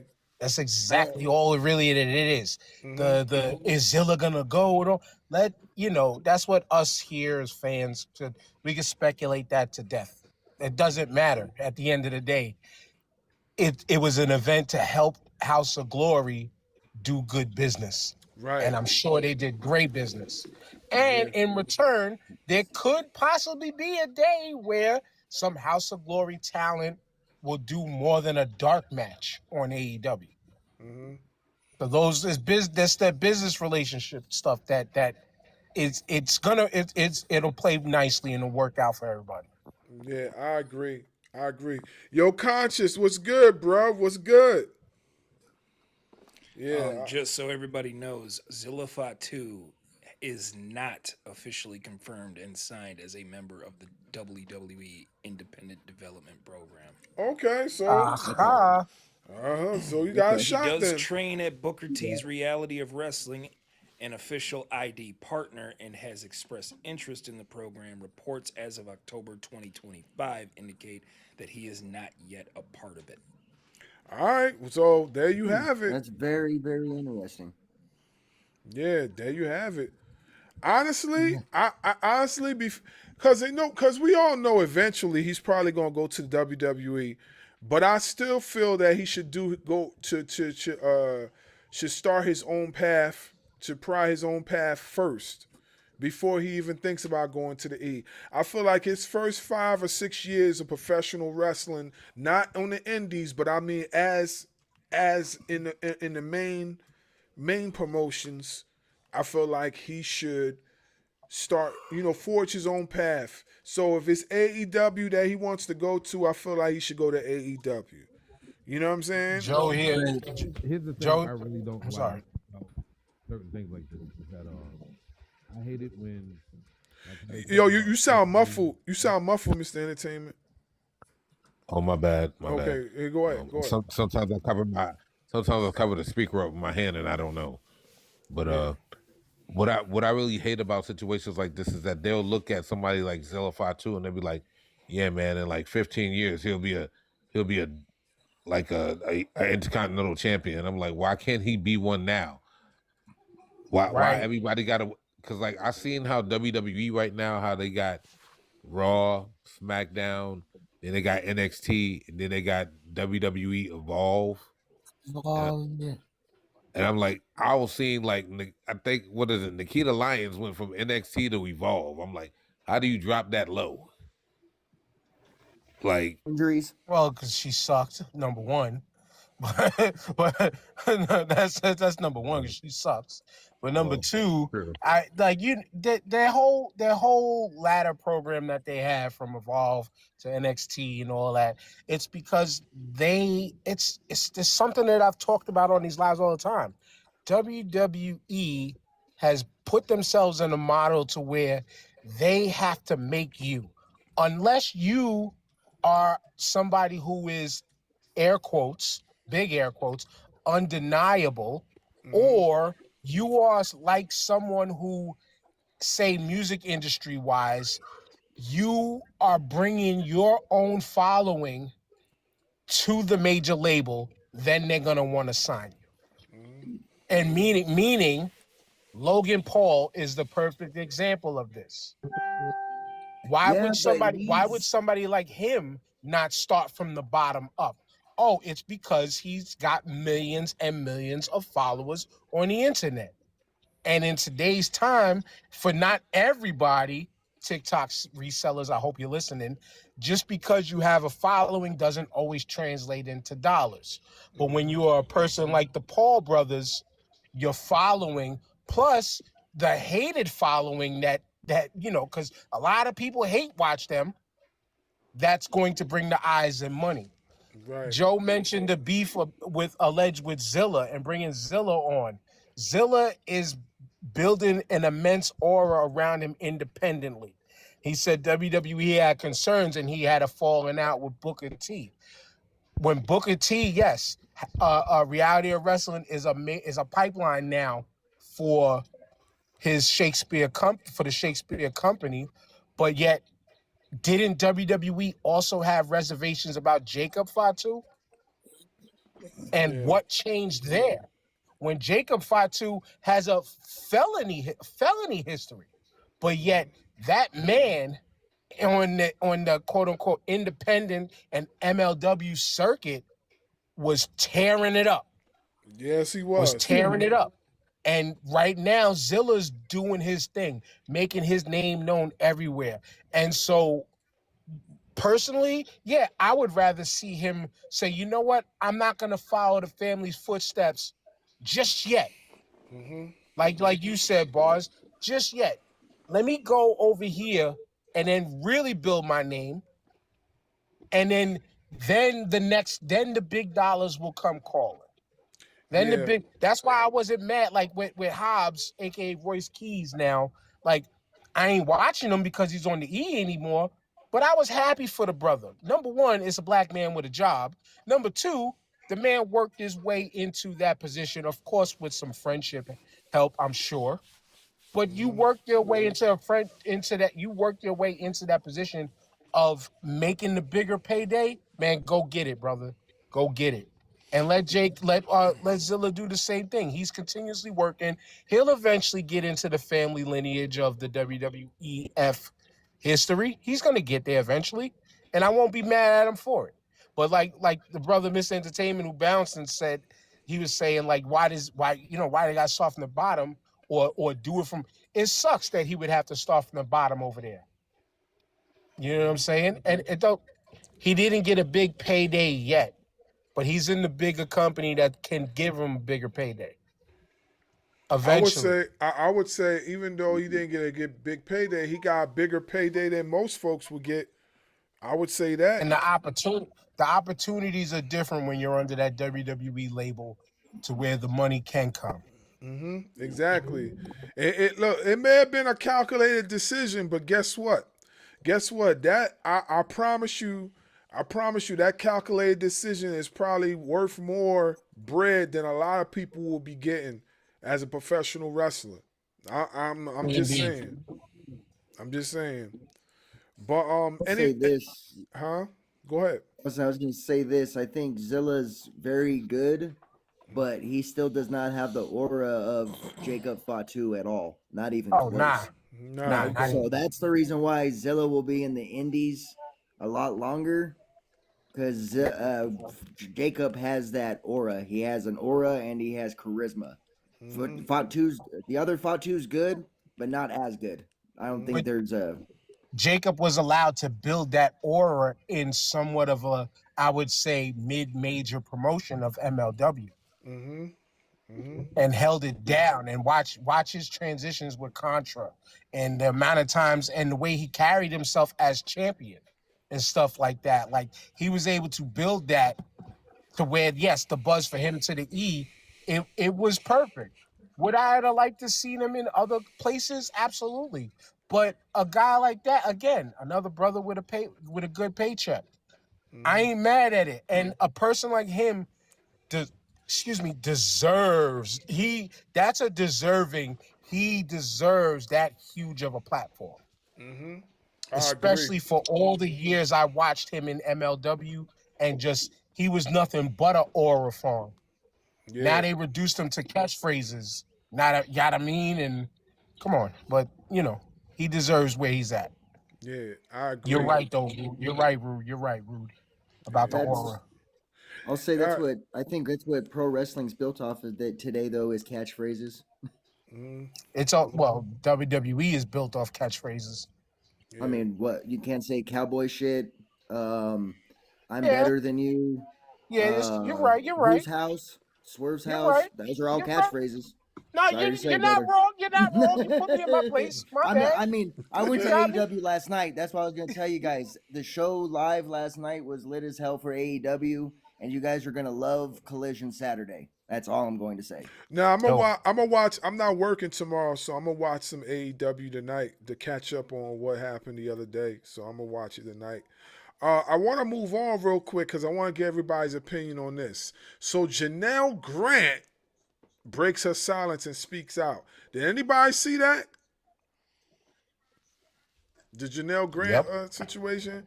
Who wants to start with that first? Anybody could tap in.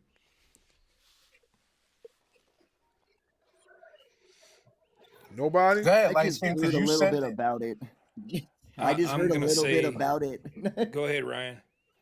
Oh no, I just heard a little bit about it. It sounded like she put herself in a bad position from what everybody was saying, and I don't know the full critique of it, but yeah, that's where it kind of like lined it up with like a kind of like a love story is what people were saying. Really? All I'm gonna say is this: like, she put herself in a bad situation, yes, but at the same time, when you go and work for a corporation, you don't really know what to expect unless you have actually been in those settings. For me, I don't think Janel Grant has ever been in that setting before, so she didn't know what she was getting into. Number two, I really have a very strong distaste for the reactions of specific fans. I'm not going to go into it anymore about how they basically said that, oh, she was just a gold digger looking for a payout, or like insulting her looks and this, that, and the third. It's like, we have somebody who is actually being courageous and telling her story about what happened to her while she was working for this company. And nobody should have to experience that, male or female. And it doesn't just happen to females, it happens to males too. So as far as I'm concerned, the way that the IWC, the Internet Wrestling Cesspool, has reacted to this really turns my stomach. Because that's pretty much the reason why I choose not to associate myself with WWE fans. Thank God I'm not on Twitter that much anymore. It has nothing to do with being on Twitter. It's social media is like that all over. I mean, the little social experiment that I did today, most of that stuff came from threads. Dude, or like my boy Joe's comments down there, but talking about she was unqualified for that job. She took advantage of what was presented to her and got mad when it didn't work her way. That sounds exactly like a MAGA attitude. That sounds exactly like how MAGA is acting right now. When shit ain't going your way, you get into a hissy fit and you do the bullshit that you did on the freaking State of the I'm frustrated thing last night or whenever the fuck it was. Fuck that guy too. I'm gonna say this like this before I'm out and go to look at the back of my eyelids. As a father of daughters, as a father of daughters, I tend to believe women, but also to, I watched her video, and she, to me, expressed a lot of pain and a lot of anger, and put shit out there that like a lot of people were feeling about the company, the people who ran the company. And yeah, she put herself in a messed up position because I'm not sure, but it seemed like she did have an NDA to the situation, but I guess maybe the time lapsed or whatever. I'm not sure. Somebody can clarify me on that, to her speaking. And yeah, it also sounded like to me she was put in a lot of fucked up and disadvantageous positions that, yeah, she might have acted on certain things, but there's sometimes where people do know what they're doing and sometimes people don't know what they're getting themselves into. Yeah. And it could very well been with her. She might have had a mix of both, but still, abuse towards women of any kind isn't warranted no matter what fucking setting it is. That's fucked up. And I'm out. It's fucked Appreciate you, bro. Yeah. Wow, I just listened to a little bit of Dutch Mantel talking about that, and he was like, she's kind of mouthy. Wow, bro, that's kind of rude. That's really rude. Like, wow. Like, I was just like, it's like what you guys said, like, some people were really mean about it, so I was like, oh, okay, well, Dutch is usually pretty straight down the line. Let's see what Dutch has to say. That was the first words out of his mouth. Like, wow, okay. She was being rude, and like, how was she being rude? She's No, she literally wasn't being sitting rude. up. She comes off mouthy, is what he says. Yeah, she comes off mouthy. I'm gonna need I'm like, a little bit more context of what he feels mouthy is. I'm listening to it right now. It's like a 5-minute little thing. It's story time with Dutch Mantel, a little 5-minute segment, and he was just pretty much saying that she sounds mouthy, and I was just like, what? What the fuck does that supposed to mean? I don't know. I couldn't answer that. I would have to watch what he said because I watch Dutch Mandel's podcast at times too. So I would have to watch it and see what he says. Maybe what's his face, the European young guy that be doing the podcast with him. What's his name again? He does the podcasts with Stevie Richards, and then he does the podcast with Dutch Mandel. And I recently seen him a few times with I don't know Maven. his name. Yeah, I don't know his name. Yeah, I forgot his name.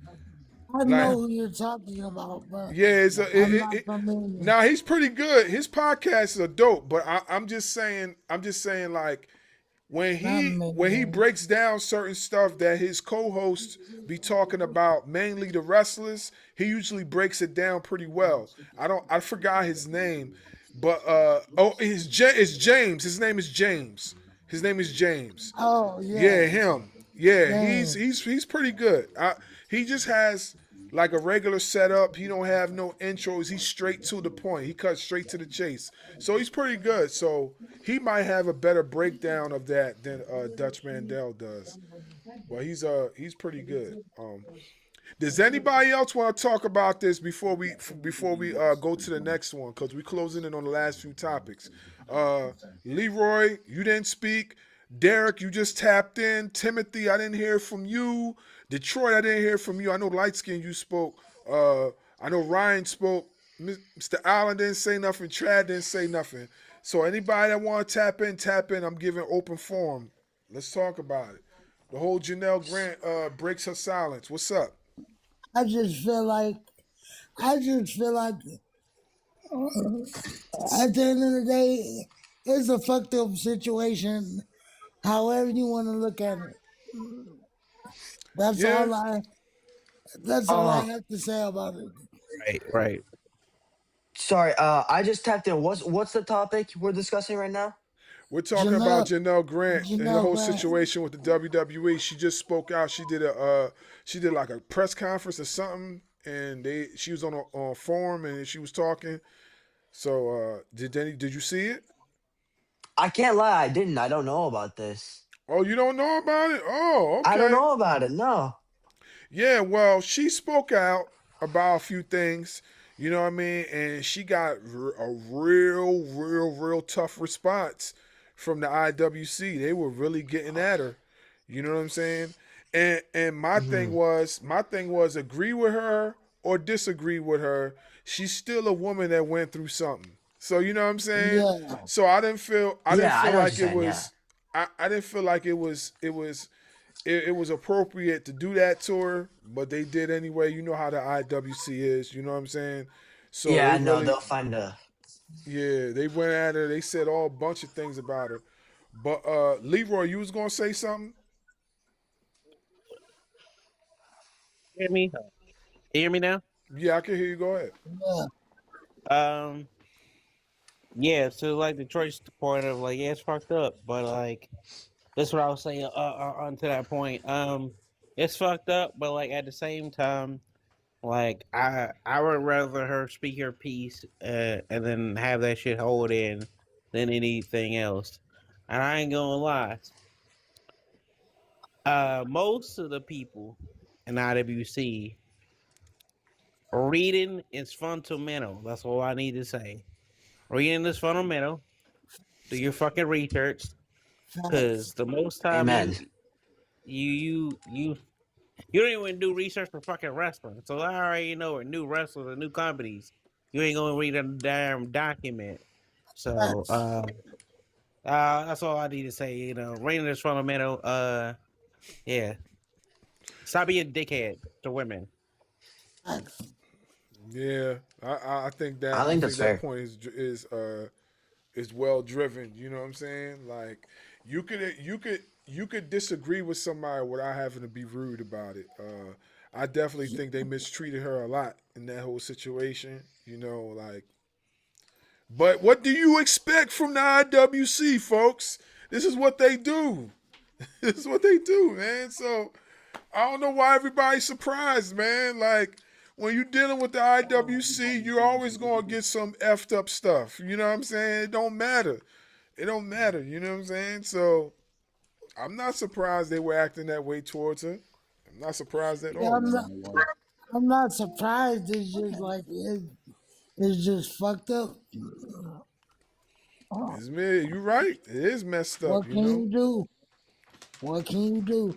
Yeah. So It, pretty much what Dutch said was Vince gave her 2 million. He only owed her 1 million and said that she didn't want it. So it sounded like somebody, if she would have got the money, nothing would have came out of it anyway. And he goes, well, everything pretty much sounded consensual, right? She goes, so she's pretty much trying to let him off the hook. It sounds like. And she goes, instead of getting the $1 million, it ended up costing them both probably like what, 20 million. Ooh. Wow. So that's what Okay. Dutch was pretty much saying. Like you lost in the long run with the money. Was if it was about money, that's what it was. If that's what it was, you lost in the long run. Pretty much what he was summing it up as.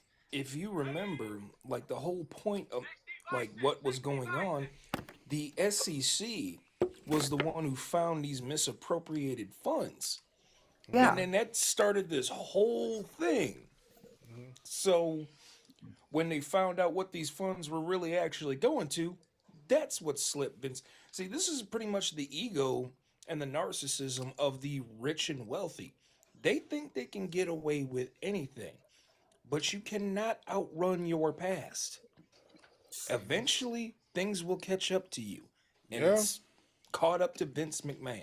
Yeah. Yeah. Now we just need a certain files to catch up to another specific person. Oh boy. Yeah. Yeah, it's true, man. You know, when you do dirt, the dirt will definitely catch up with you eventually. Like For so many years, Vince walked around like his shit didn't stink, and now it's finally catching up to him. I have no sympathy for him. Yeah. None whatsoever. Yeah, I have no sympathy for Mr. Grant anymore.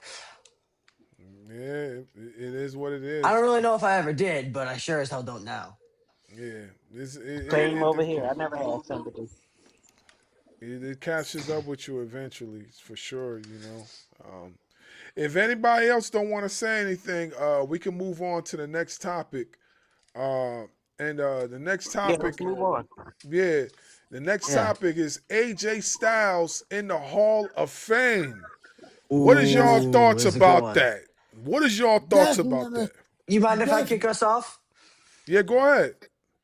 Um, Look, I really don't know if there's much arguing with this, but I mean that man has done so much for not only WWE but for wrestling as a whole.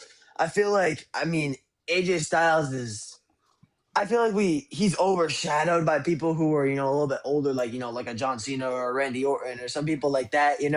I feel like whenever you'll be like, oh, who's the greatest wrestler of all time? People will be like, oh, John Cena. Oh, a lot of people from back in the day, like him or not. Some people would say Hulk Hogan back in the day, just because how much he did. Yeah. But I feel Hold like on one AJ second. Styles is just Hold on one second. I want appreciate it, Joe. Appreciate it, Joe.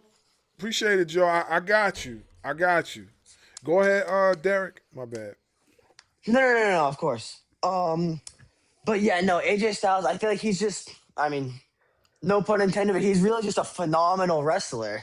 And I feel like this is just so deserved.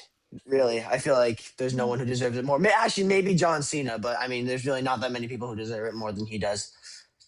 Yeah, I definitely think In terms AJ of people who deserve are it. eligible, yeah, I in terms of definitely people who are eligible this year. I definitely think AJ deserves it. I just didn't expect him to get it so soon. You know what I'm saying? And that Yeah. kind of raises the eyebrow of was WWE doing it politic reasons? Because that's kind of what's being spoke about right now. Like, are they politicking?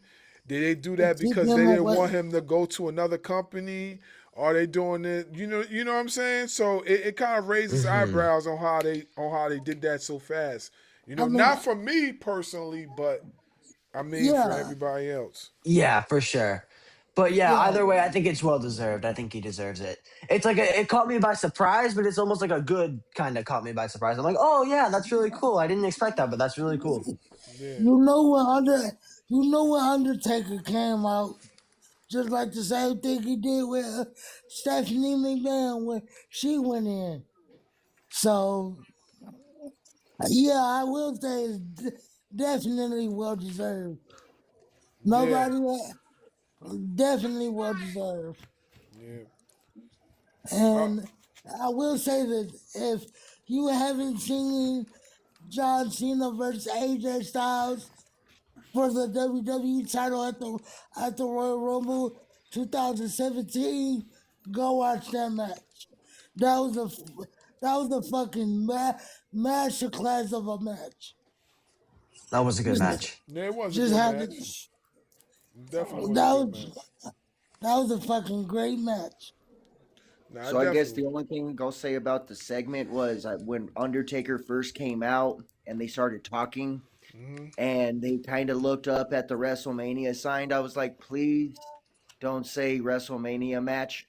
I was really thought they were going to do that at first, being like, before you can take the clothes or something like that, we have to have our final dispute or something. I Yeah, really thought that was going to happen. when he said unfinished business, I was like, hey, what are we doing here? Yeah, I'm kind of glad that didn't happen because I don't, as much as I like Undertaker, I do not want to see him back in the wrestling ring. I think I don't we, think. Yeah. His 2020 send off was perfect. Yeah, I think the Bone Arrow match was perfect. yeah, I don't want to see him in the wrestling ring no more.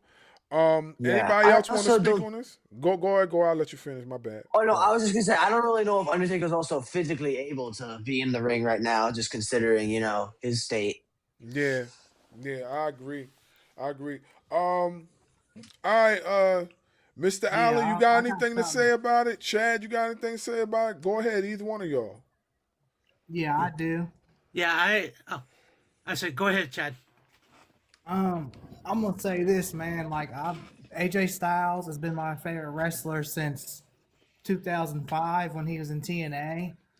So I've watched his whole career from Even before, when he was in TNA, when he was in Ring of Honor, when he was in New Japan to WWE, and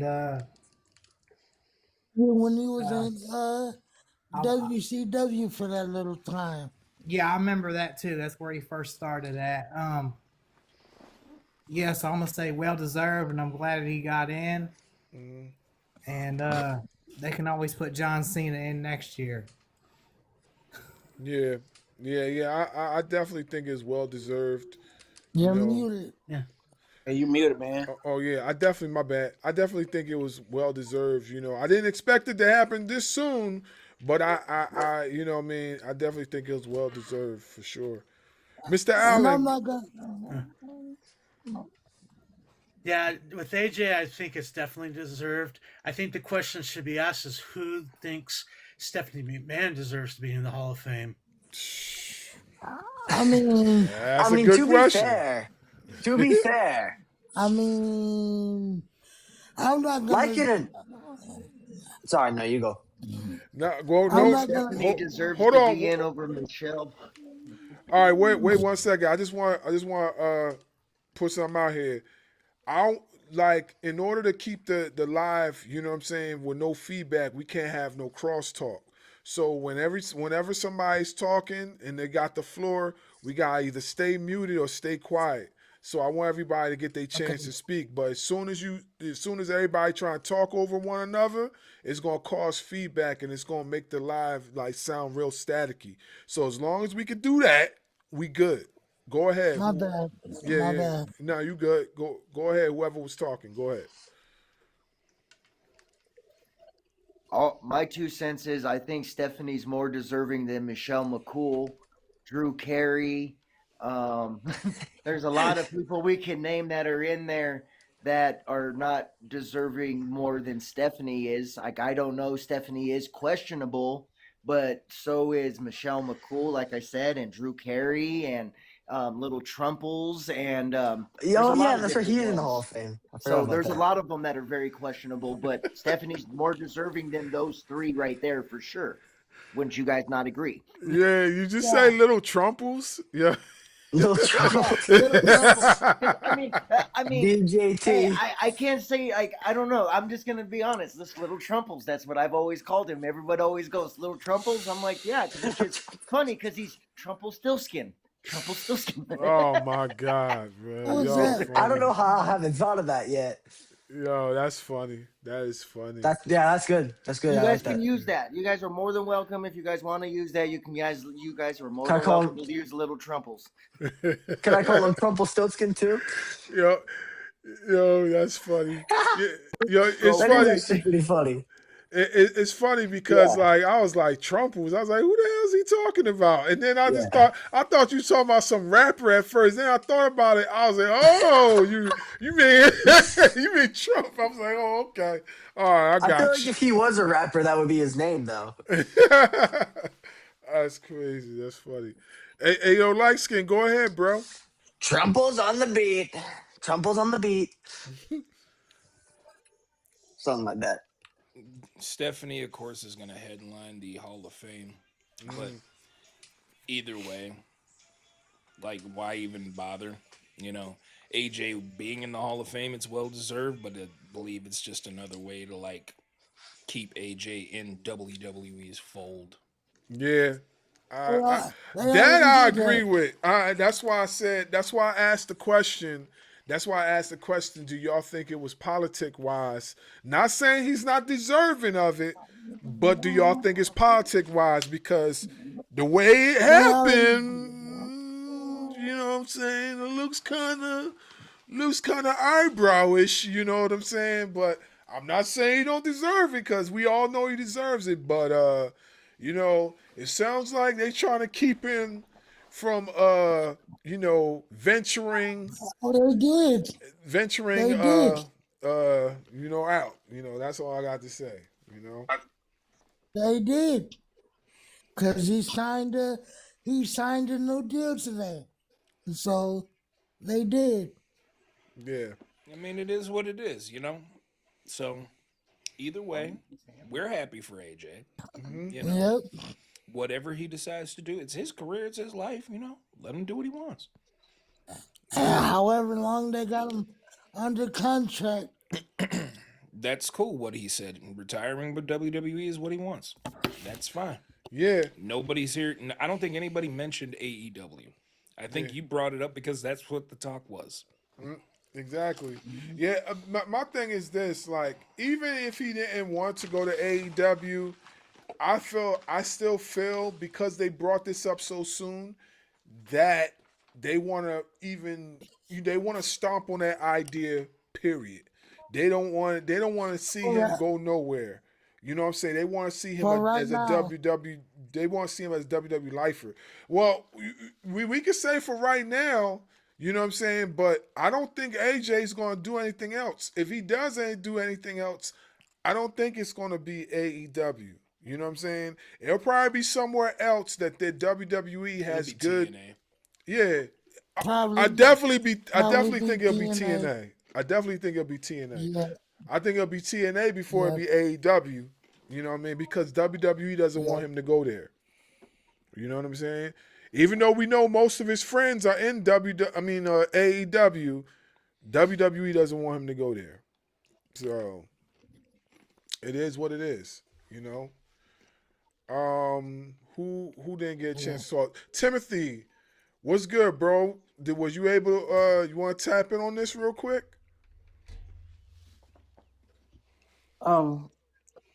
Honestly, I mean, I'm just happy for AJ. I'm happy that he was able to basically go out the way he wanted to go out. I mean, I guess that's dependable. I mean, but the fact that he just, was able just to actually get that farewell that he got last Monday night. I don't see him wrestling anymore. I really do see him retired. It's a shame because I would like to see him go to AEW. But yeah, I'm just glad that he was able just to go out the way he went out, though. Honestly. Right. Do something, Barz. How do you feel about the comments he made about WrestleMania not having lost his luster? That's the reason why he wanted to retire at the Rumble and not Mania. How do you feel about that? He said WrestleMania lost his luster. He's not wrong. He's not wrong. Like, WrestleMania hasn't been the same for the last how many years now?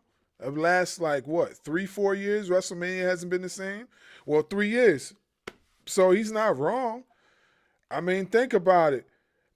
How many people used to dream of watching WrestleMania? We don't do that no more. We don't do that. Nobody wants to watch WrestleMania no more. Like, you know what I'm saying? Like, honestly, I used to look forward to Mania. I don't look forward to Mania no more. I used to look forward to the entrances. I used to look forward to the promos that led up to Mania. I used to look forward to all that. The best thing about Mania was the wrestling entrances. Look at the wrestling entrances they had last year. That joint sucked. The wrestling entrances sucked. They were trash. I'm not even going to front. And the music artists they have for the video packages, that's not the same anymore. No, the video packaging is not. You know what I'm saying? They tried to spice it up a little bit towards the ending as far as the entrances, but it still wasn't no good. It still wasn't no good. So I agree. Yeah, the entrances were trash, but it is what it is. Let's move on, folks. So what I wanted to start was, of course, this is called Barz Wrestling Media. Barz. So we're going to add some hip-hop in here. In there. So we are going to talk about, T.I. versus 50. Now, I don't know if y'all been paying attention. This joint is starting to heat up a lot. And people are T.I. talking 50 to 50 right now. He talking real filthy. Talking real crazy. Yo, he talking extra spicy to 50. But guess what though? Guess what? 50 talking spicy too, but he doing it in his own way. He got T. He You know, 50 is the ultimate. Go ahead. No, I was Go gonna ahead. say that he got 50. 50 got him out here. He rage baiting Ti. Basically, that's what he's doing. He's rage You baiting know, Ti. you know, 50 is the ultimate troll, so he's gonna find some way to troll T.I. or troll anybody he's feuding with. So there's good marketing. Yeah, it is good, Mark. But all right. So let me give y'all a breakdown. So for those of us that know, yeah, 50 came out. He posted a picture of Ti's wife. The son didn't like it. The son responded, whoop de whoop, whatever. And then we get to this point. Now, some people are saying that 50 don't need to respond because he's bigger. He's at this point in his career, he's bigger than some rap beef. Now, mind you, rap battles have always been a part of hip hop. We just got finished watching Kendrick destroy Drake. Now, I'm not putting this on the same wave. I'm not putting this on the same wave as a Kendrick or Drake because obviously Kendrick is the ultimate lyricist and he just dog walked Drake for like about 2.5 years. You know what I'm saying? Because that's how long the battle was. He dog walked him for like 2.5 years. And So I'm a Drake fan, and I could say that. yeah, he dog walked him for like 2.5 years. But what I'm saying is that, do y'all feel that 50 should respond or he shouldn't respond? Do y'all feel that he's bigger than this rap beef and he don't need to respond? Because hold on, I'm gonna let you go. Because 50 said something interesting. He said that everybody and T.I. needs him to rap. 50 don't gotta rap. They need him to rap. So does he have a valid point with that? Do they need him to rap? Because T.I. done put out like 3 discs. I listened to all them joints. The last 2 discs were pretty fire. I think those were the best ones. The first one was like, you know what I'm saying? It wasn't bad, but I felt like the last 2 were really hit home. That's when he really got into his pocket. But what y'all think about that? Does 50 need to respond? I mean, at the same token, does T.I. really need to? T.I. needs to rap because if we're going off that, T.I. at this point in his career, he's just as big, if not more bigger, than 50 Cent. Am I wrong? I don't know about that. I mean, I'm not saying you don't have some valid points, but I don't think he's bigger than a 50 Cent. I'm just being honest with you. I don't. 50, like I'm not saying T.I. is not a big name. Of course, he's a $1 million, whatever you want to name. But if you're talking about status, and like who's done what, 50 Cent, I believe, has like lapped T.I. a few times already. T.I. took a minute to get to this point. 50 got to this point within like, as soon as he got with Eminem, within the first few years, he was already conducting business with majors and doing movies and a bunch of other things. T.I. had video games. Yeah, T.I. had to like really grind it out. And I'm not saying the grind wasn't appreciated. I'm just saying like when you look at both, it's not. I feel like 50 got a leg up just a little bit over T.I. But at the same time, we don't see T.I. much in the public eye like we see 50. So how do we know that 50 has more than T.I.? You know what I'm saying? We see more of 50 than we do see T.I. as far as like the visuals. We do. You know what I'm saying? I mean, So how do we know? You got a point. I mean, like, we know 50 does the movie productions and all that. We know he got all these big corporations and whatever. So how do we know T.I. doesn't have that too? You know what I'm saying? Water. You know? So anybody can tap in on this topic. Anybody can tap in. Anybody can tap in. I think that I think from a level of T.I.'s thing of like the songs says that like you welcome the beast up with me, and now I'm about to show you who you messing with. I'm about to show you why I'm the king of the sour. I'm about to show you what my reputation is and stuff.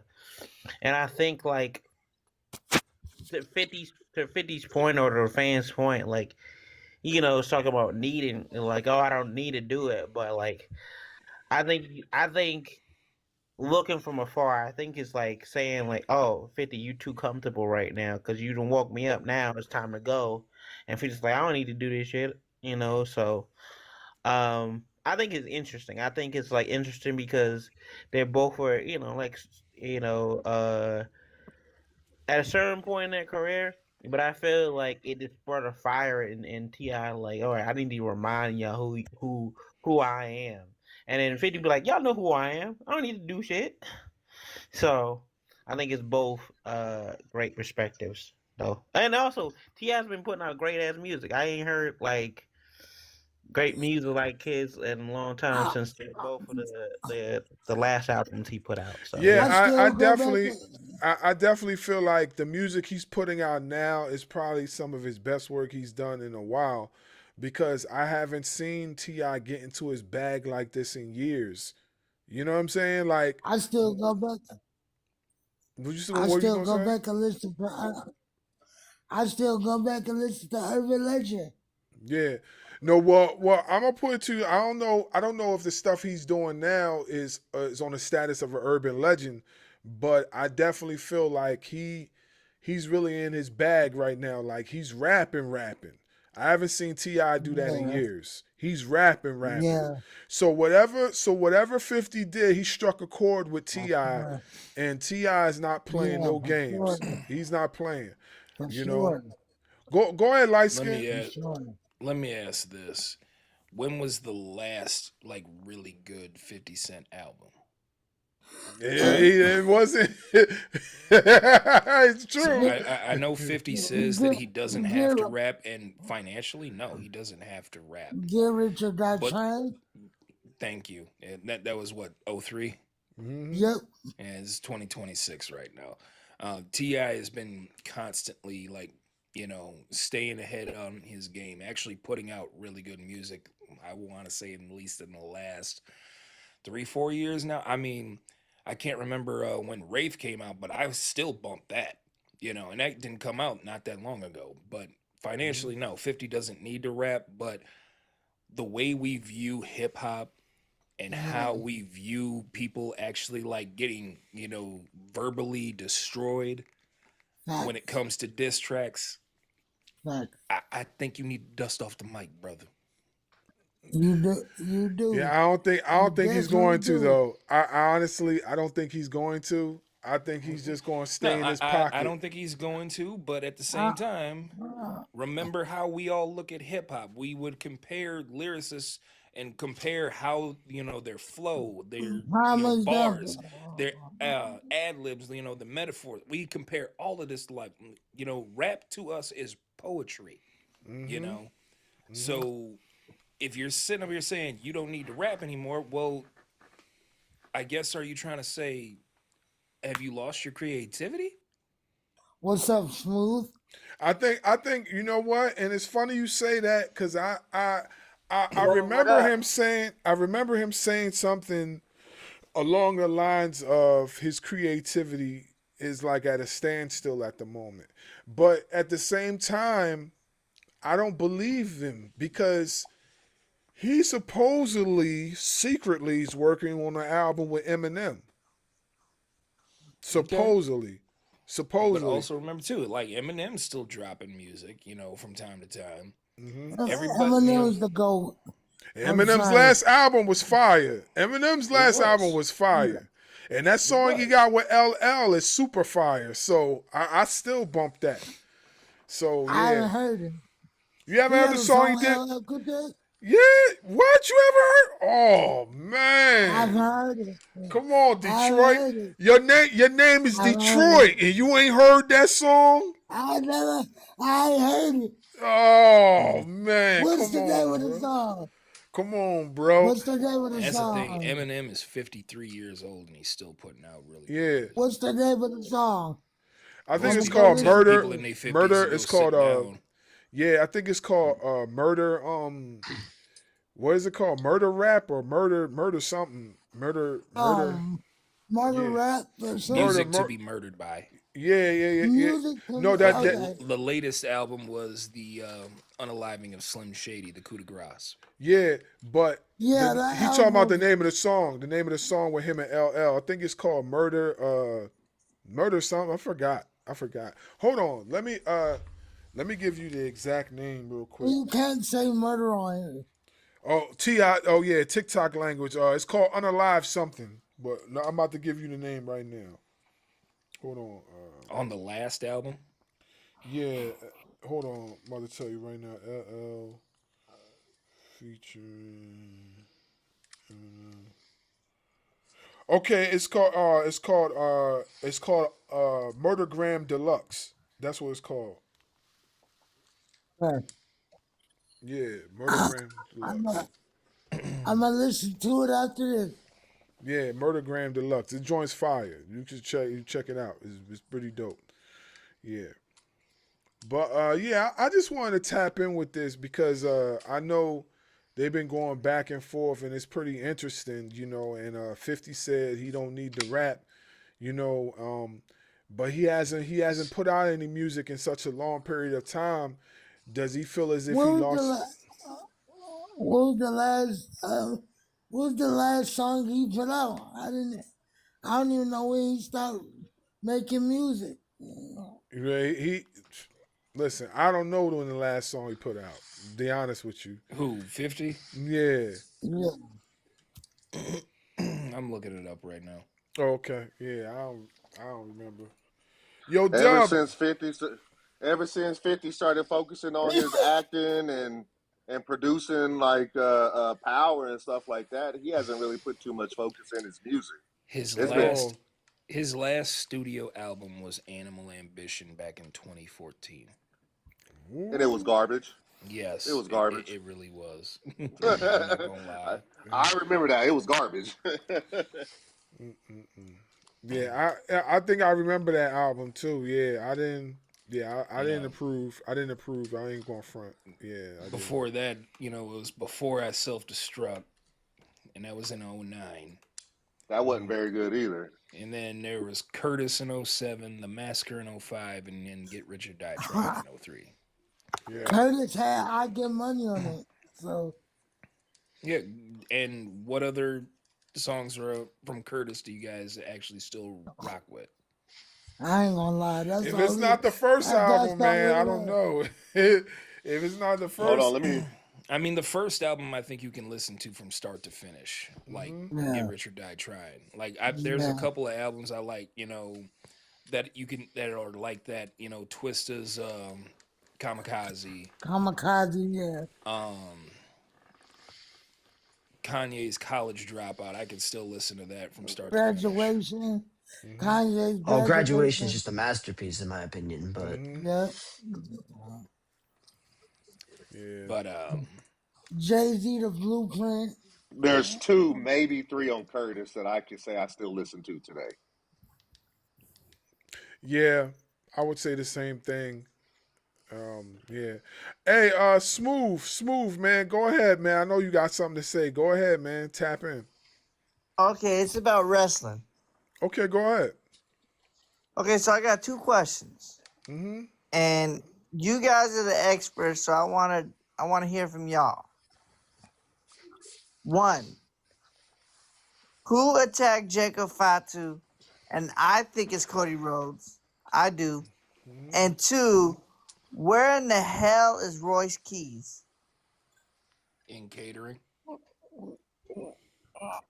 He's talking to Stephanie McMahon. Yep. Talk to every man to I just had That's how he catering. Yeah, someone also mentioned that they don't want to make stars or something like that. WWE doesn't want to do that. I don't know how true that is, but they're missing up on a great athlete.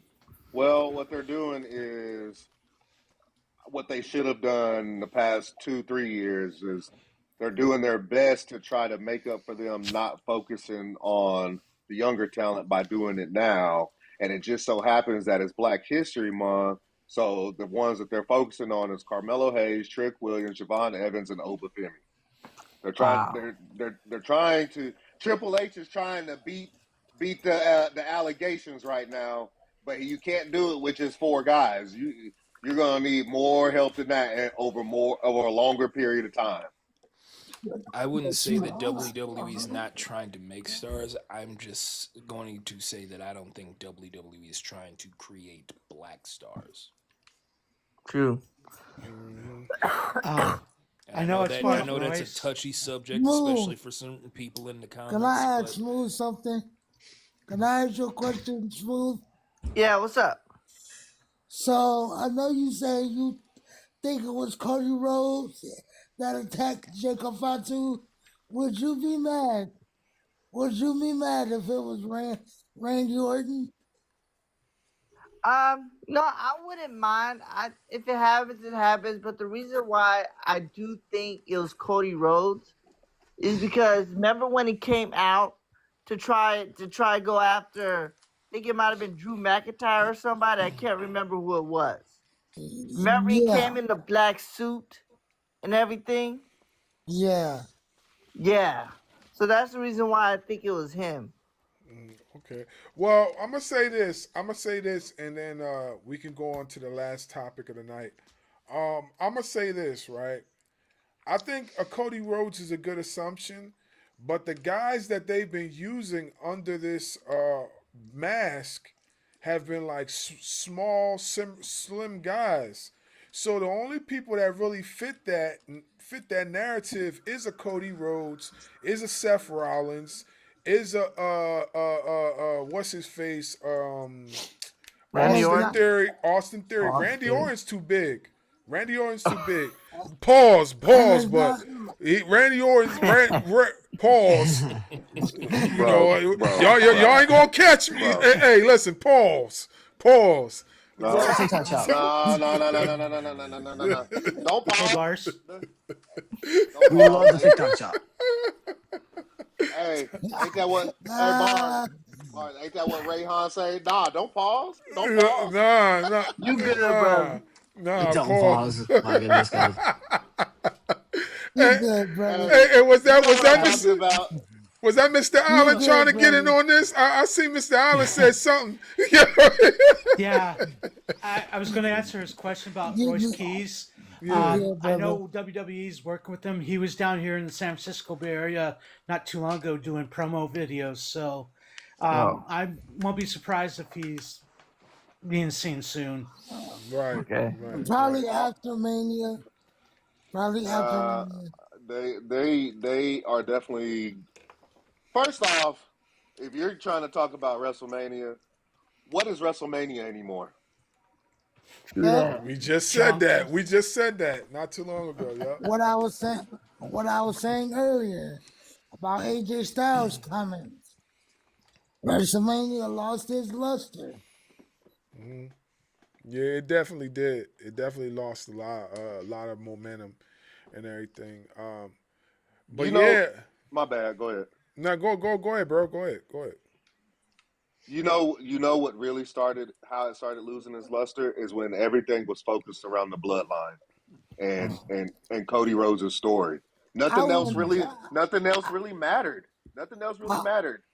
I wouldn't say that. I would. Cause thank you. Going into 40, that whole storyline with Cody Rhodes, Rocket Roman, and Seth Rollins, that was some great television. I'm not gonna lie to you. That was some great television. But again, WrestleMania is a culmination of everybody's stories coming together. What do you remember from the last few WrestleManias? Was it more about the bloodline or was it about a collection of everything? Because usually WrestleMania ties everybody's stories where we all get invested. Right. Thank you. Right. It was more about Exactly. Roman Reigns. Exactly. And It's so about Roman because- Reigns again. It's because about Roman everything Reigns was centered again. around- yeah. Because everything has been centered around Roman Reigns, the bloodline, nothing else really matters. Like, does anybody even talk about the fact that Liv Morgan winning the Royal Rumble is facing Stephanie Becerra? Nobody's been talking about it. Nope. Thank you. Everybody's more focused on Roman Reigns and the fact that he's going after the title that he himself called a consolation prize. He sure did. He buried the title. He buried the title. Definitely. That WrestleMania match is gonna be so boring. Hey, light skin, I got a question for you. Yep. I know. Now, me and Barz know you. We know you. We know you don't watch, but we know that you watch clips just to keep up with for the content and stuff like that. I mean, people send me stuff.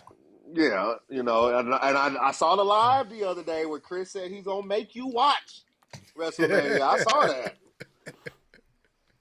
So, with you being forced to watch this next WrestleMania, who would you like to see go up against Brock Lesnar? Obafemi. Ooh, hell yeah! I'll win. That match would feed honestly, families. I think that that's match would where- feed families. I think honestly, that's where it's going to lead anyway. I've been waiting to see that shit. That needs to happen. But if Who Lesnar wins, goes though? over on Obafemi, then that pretty much Oh God, goes no. with everything that we have preached that they Please don't don't want to let create that black happen. stars. Absolutely. So basically, You gotta what I'm remember it's hearing. Brock Lesnar, though.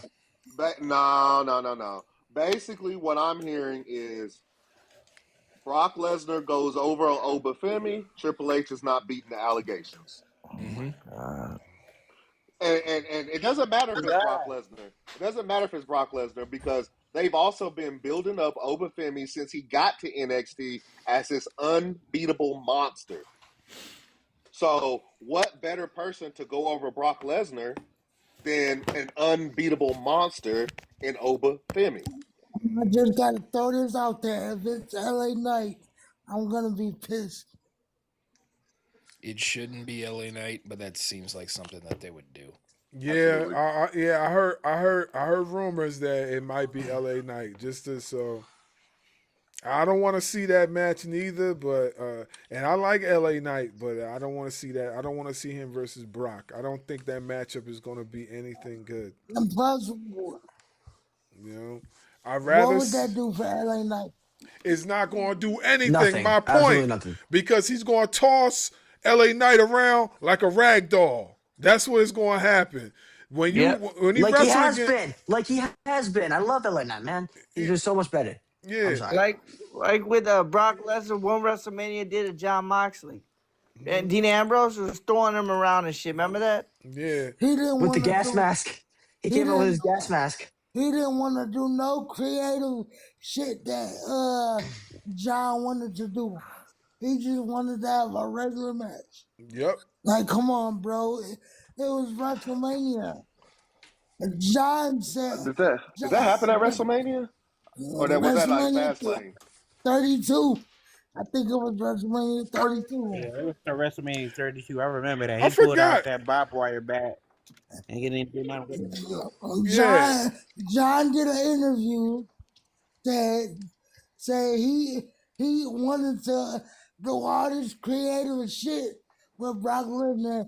He went to Brock Lesnar and said went over the spots he wanted to do, and Brock Lesnar turned them all down. Yeah, that definitely was weird when he turned all those ideas down, because it would have made the match look more interesting. But I remember that. Wow, yeah. So yeah, getting back to what I was saying, I don't think that as far as the mask guy, I feel like it's not a Randy Orton. It could be a Cody, but it's gotta be It's not somebody smaller. Montez. It's gotta be somebody It's smaller. not Montez. It definitely not ain't Montez Ford. now. It definitely ain't Montez now. You see how Montez look now? Speaking about Montez Ford, where the fuck is he at? How small are you talking about, Barz? Yo, probably was Montez Bianca. Montez looked like he been at Old Country Buffet. Where he at? He's Montez, probably with Bianca. yeah, She just Montez. had, Bianca was feeding him finger good, surgery. but Bianca was feeding him good. She was feeding him some home cooked meals. Cause my man had gained a lot of weight. She said that too. I know she did. She said that too. Yeah, bro. I didn't know she could cook like that. Damn. Hey, she been cooking something because my man gained a strong, look like he gained a strong 50-something pounds. You know what I'm saying? He out there, he went from 50. Yeah. You sure you're not seeing Angelo Dawkins? You sure you're not looking at Angelo, bro? Hell no, he bigger than Angelo Dawkins now. He bigger than Angelo? Wait, what am I missing? I haven't been keeping up lately. Oh my I gosh. lied to you. I lied to you now. He's bigger than Angelo Dawkins now. I promise you he is. I promise you. All right, hold on. I'll be right back. I'm gonna go look it up real He quick. I'll be right 30 back. pounds. I ain't gonna lie. He got some 30 pounds on him. I ain't gonna lie. At Yeah. least. Yeah, he was being funny. Like he was talking to a fan. I seen the video, and then they was like, "Dang, Montez, what happened to you?" He was like, "Yo, I've been eating good." I've been eating good, man. I'm bulking up. I was crying, yo. I was crying. I was dying. You know what I'm saying? So, hey, my man gained some weight, man. But you know, So I wanted. He said, Damn, those meals look good. Oh my goodness. I just looked that up. My goodness, those meals must be real good. Yeah, those man. meals must be really good heavyweight then. championship kind of thing. He said, I want that main event. Oh man. My man He's took like, Trips, if this is what it takes to get a US title run, I'll do it. He's still not getting that title run though.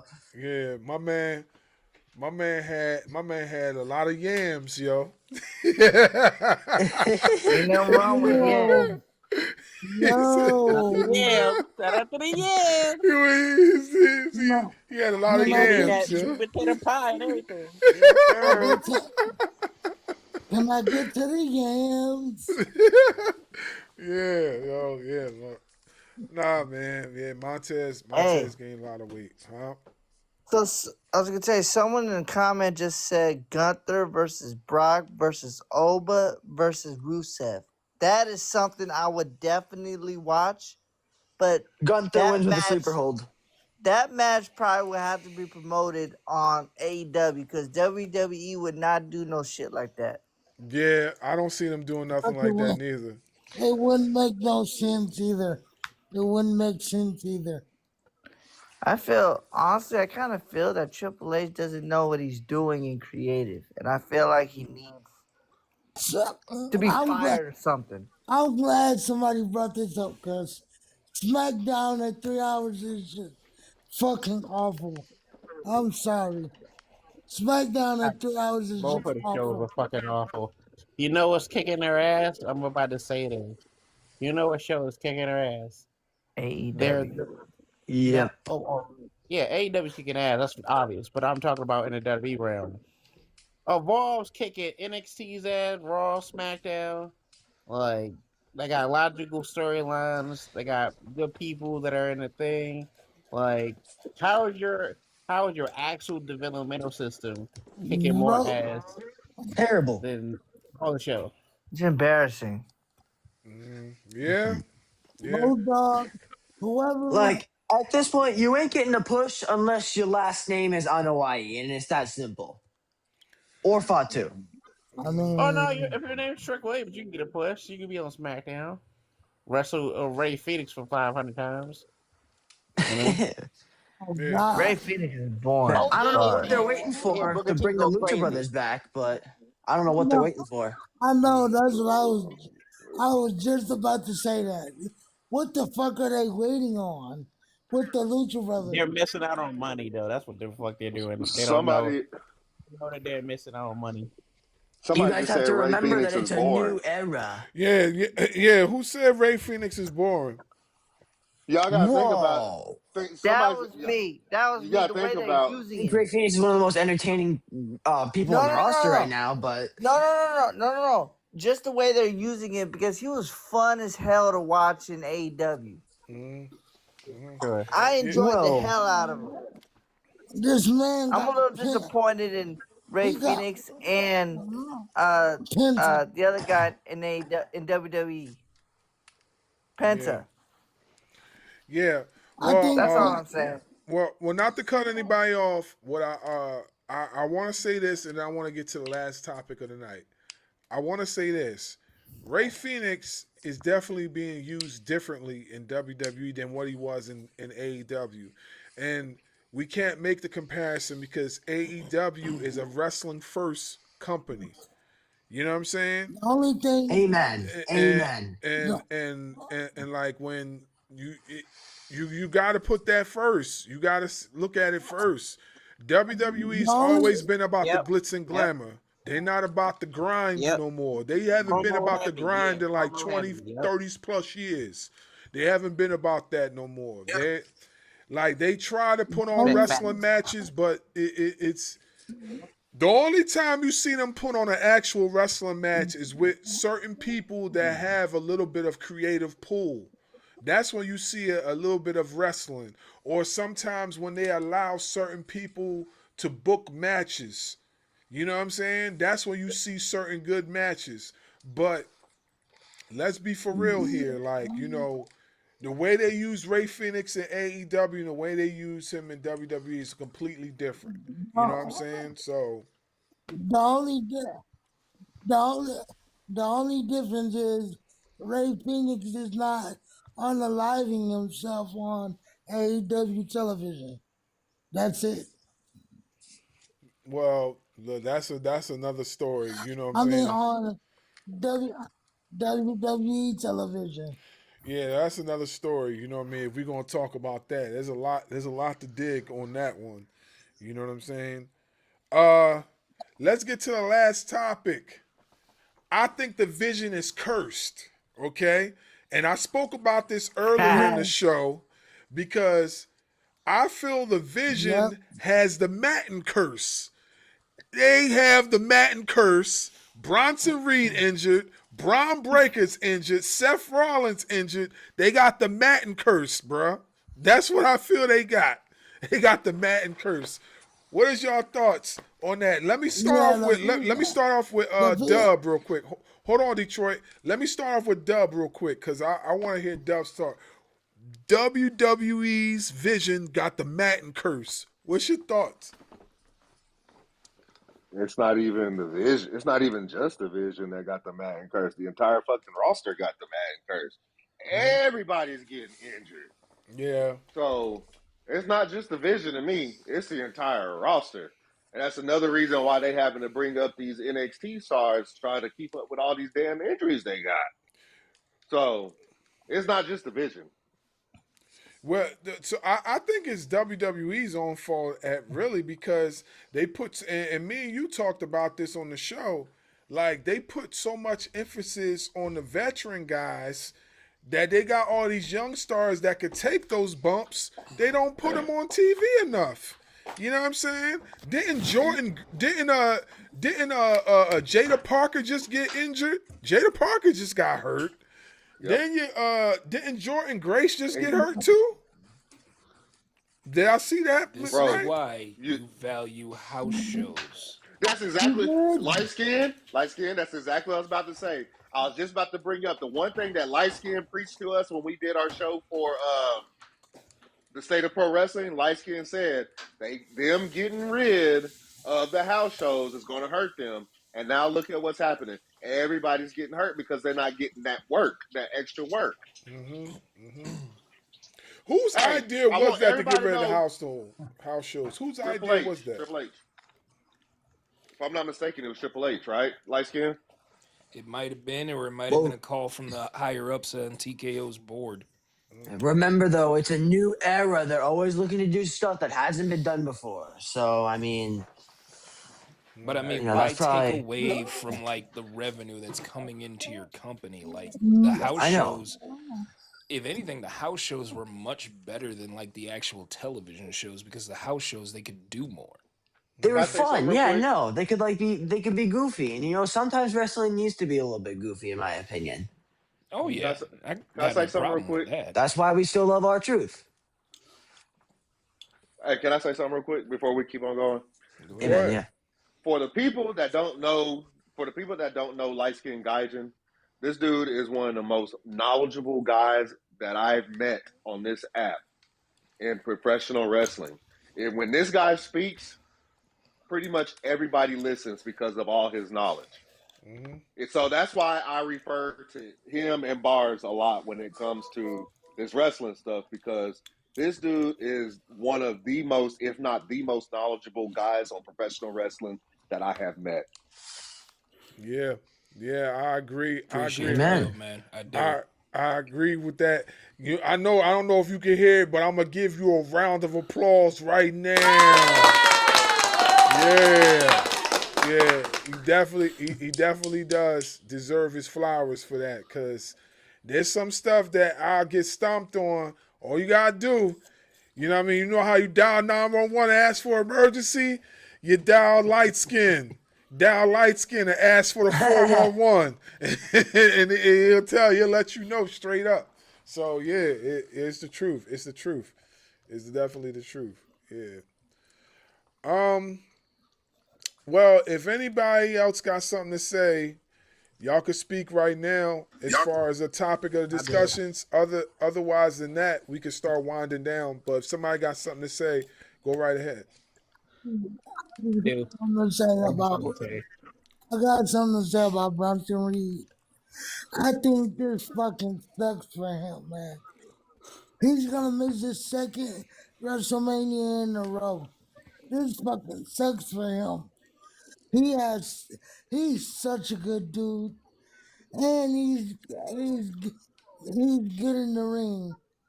I just think whenever he comes back, they better push him to the fucking, they better push him to the fucking moon. That's this sucks for him, man. I feel so bad for him. That's the That's thing, all. though. He's been injured twice during key moments, and I don't think they're gonna even try and push him, to be honest. Because remember, they did that same thing to Dolph Ziggler, where they wanted to push him, but then got hurt. Yeah. Before we close Well, out, hopefully. I wanted to say this. So who thinks that in 2026 Shane McMahon is going to be part of AEW? Because I've seen a few videos on this from people discussing this now that in the rumor mill that he's trying to show up at some point in time in AEW. Do y'all think that's actually going to happen? I think it's possible. I don't know if it will happen, but I think it's possible. I think it'll be dope, to be honest. He got fired. He got fired from WWE. I don't see why not. It's a big fuck you to WWE, which is a McMahon company. So Well, I'm gonna say this. Like I'm gonna say never as far as that, because I do think it's a possibility, but I also feel like having him on your roster comes with some challenges. You know what I'm saying? Because Shane has a different perspective when it comes to professional wrestling, and you either like it or you don't. And from what other people have said, he's very self-centered when it comes to certain things. So I don't know how he will work with an AEW roster, because the rumors that I'm hearing is that he's not coming on as a wrestling talent. He's coming on. He will come on as as like a general manager type of talent, something like an Adam Pearce or Nick Aldis. That's what I'm hearing, or on-screen talent like that. But I can see eventually that. with him, You know, eventually with him, it will lead him to wrestling somehow. But God. I don't know. I don't know. You know what I mean? He wants to have something creative. Yeah. Yeah. But and I also heard too that he wants to he wants to have some like business assets like involved in AEW. And I know for sure Tony Khan is not allowing that to happen. Like, you know what I'm Yeah. saying? So I don't know how they will work that. You know what I mean? For him to even be a part of the company, if that's part of the deal. You know, but I guess we'll have to see. You know, with him being, I think he'll be a good, like, behind the scenes type guy, but wrestling, I just can't picture that because, I mean, let's be honest. AEW wrestling is something different from WWE wrestling. And I'm just being honest about that. I Mm-hmm. don't think he could hang. Well, I definitely agree with you on that. The way the way he wrestles, he's a spot wrestler. He's not an actual wrestler. He's a spot guy. Like he does death defying things. And I'm not even saying death defying things like a Darby Allin or anyone or Spike Dudley or any one of those guys. I'm talking about like that's all he knows how to Jack, do is spots. You know what I'm saying? He doesn't know how to chain wrestle. I never seen him chain wrestle. I never seen him put on submissions. I never seen him do none of that. I've seen him do backflips. I've seen him do somersaults. I've seen him do stuff like that. I never seen him actually chain wrestle. So him and Seen him chain AEW, wrestle either. huh?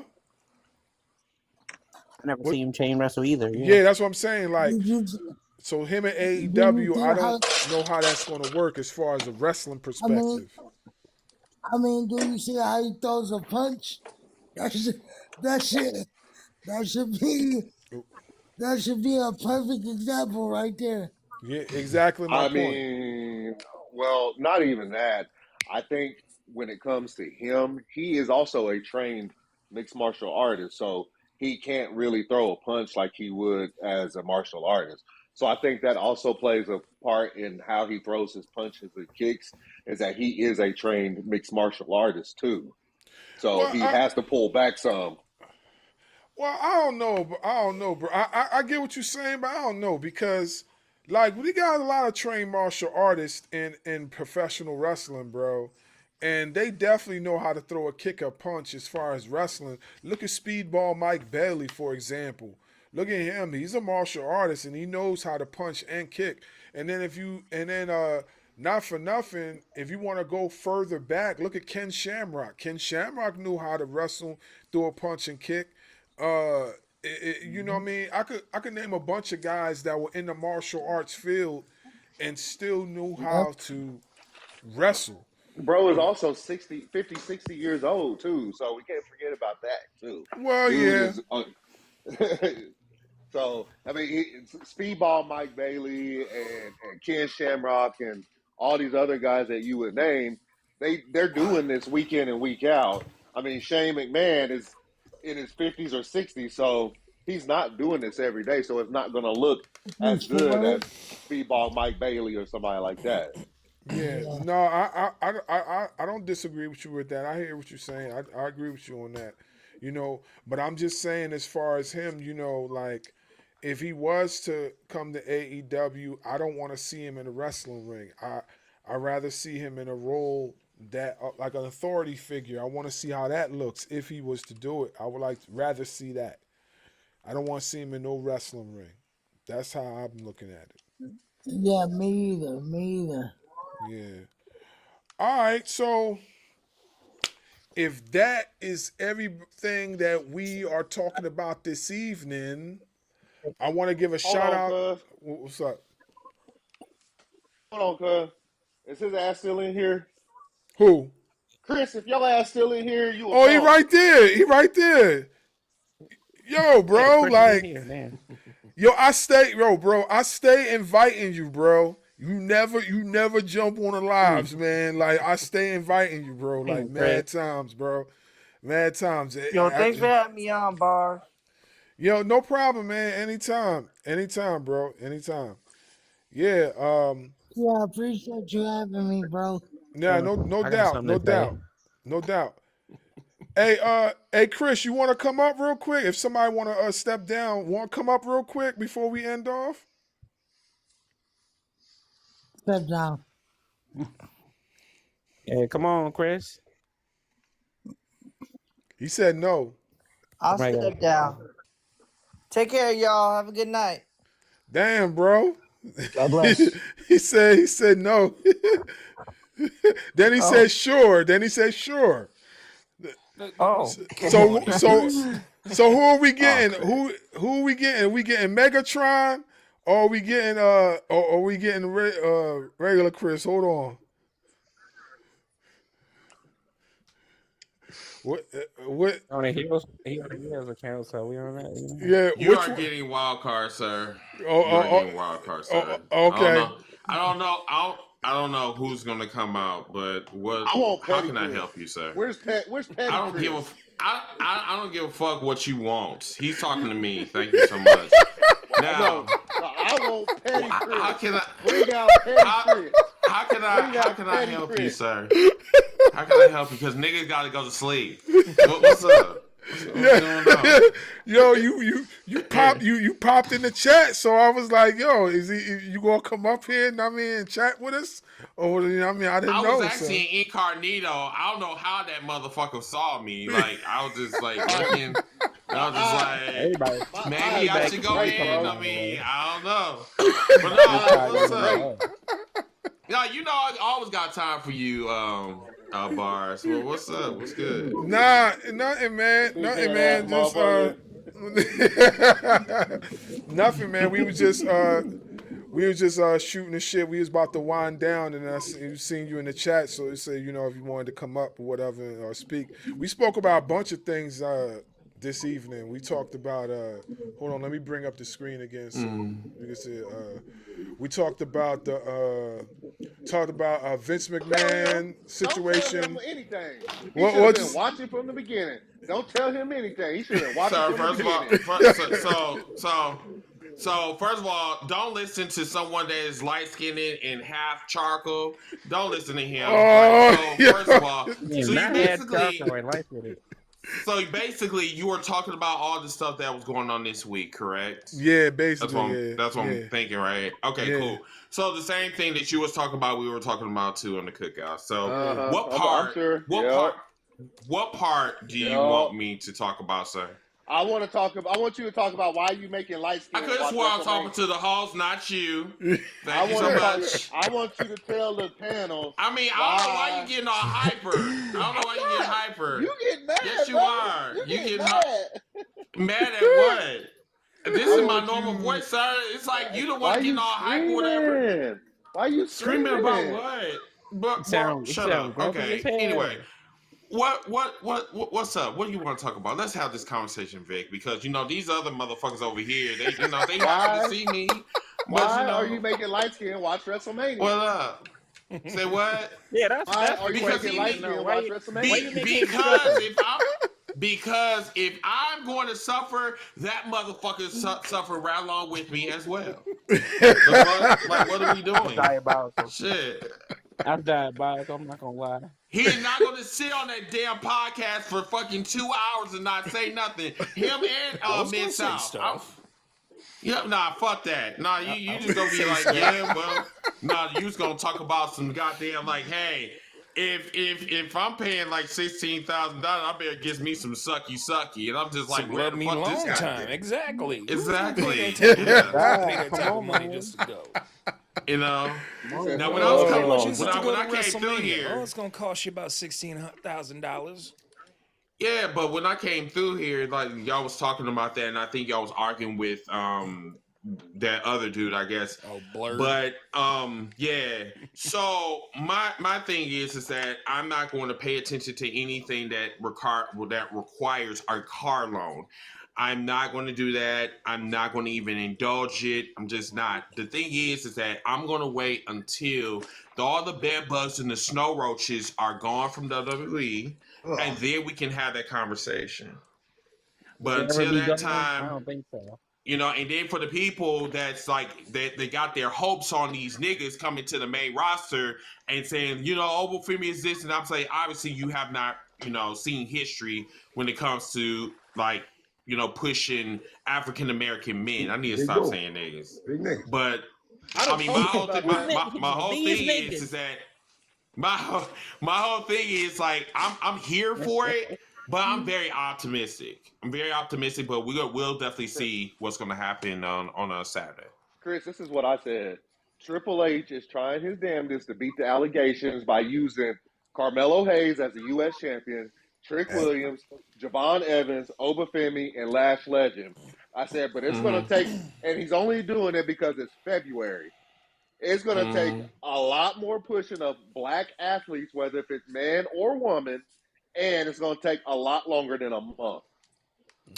Well, baby, Black History Month is almost over in 2 days. We got Kevin Nash. So, with that being said, you know, Black History Month, WWE hasn't even acknowledged black people.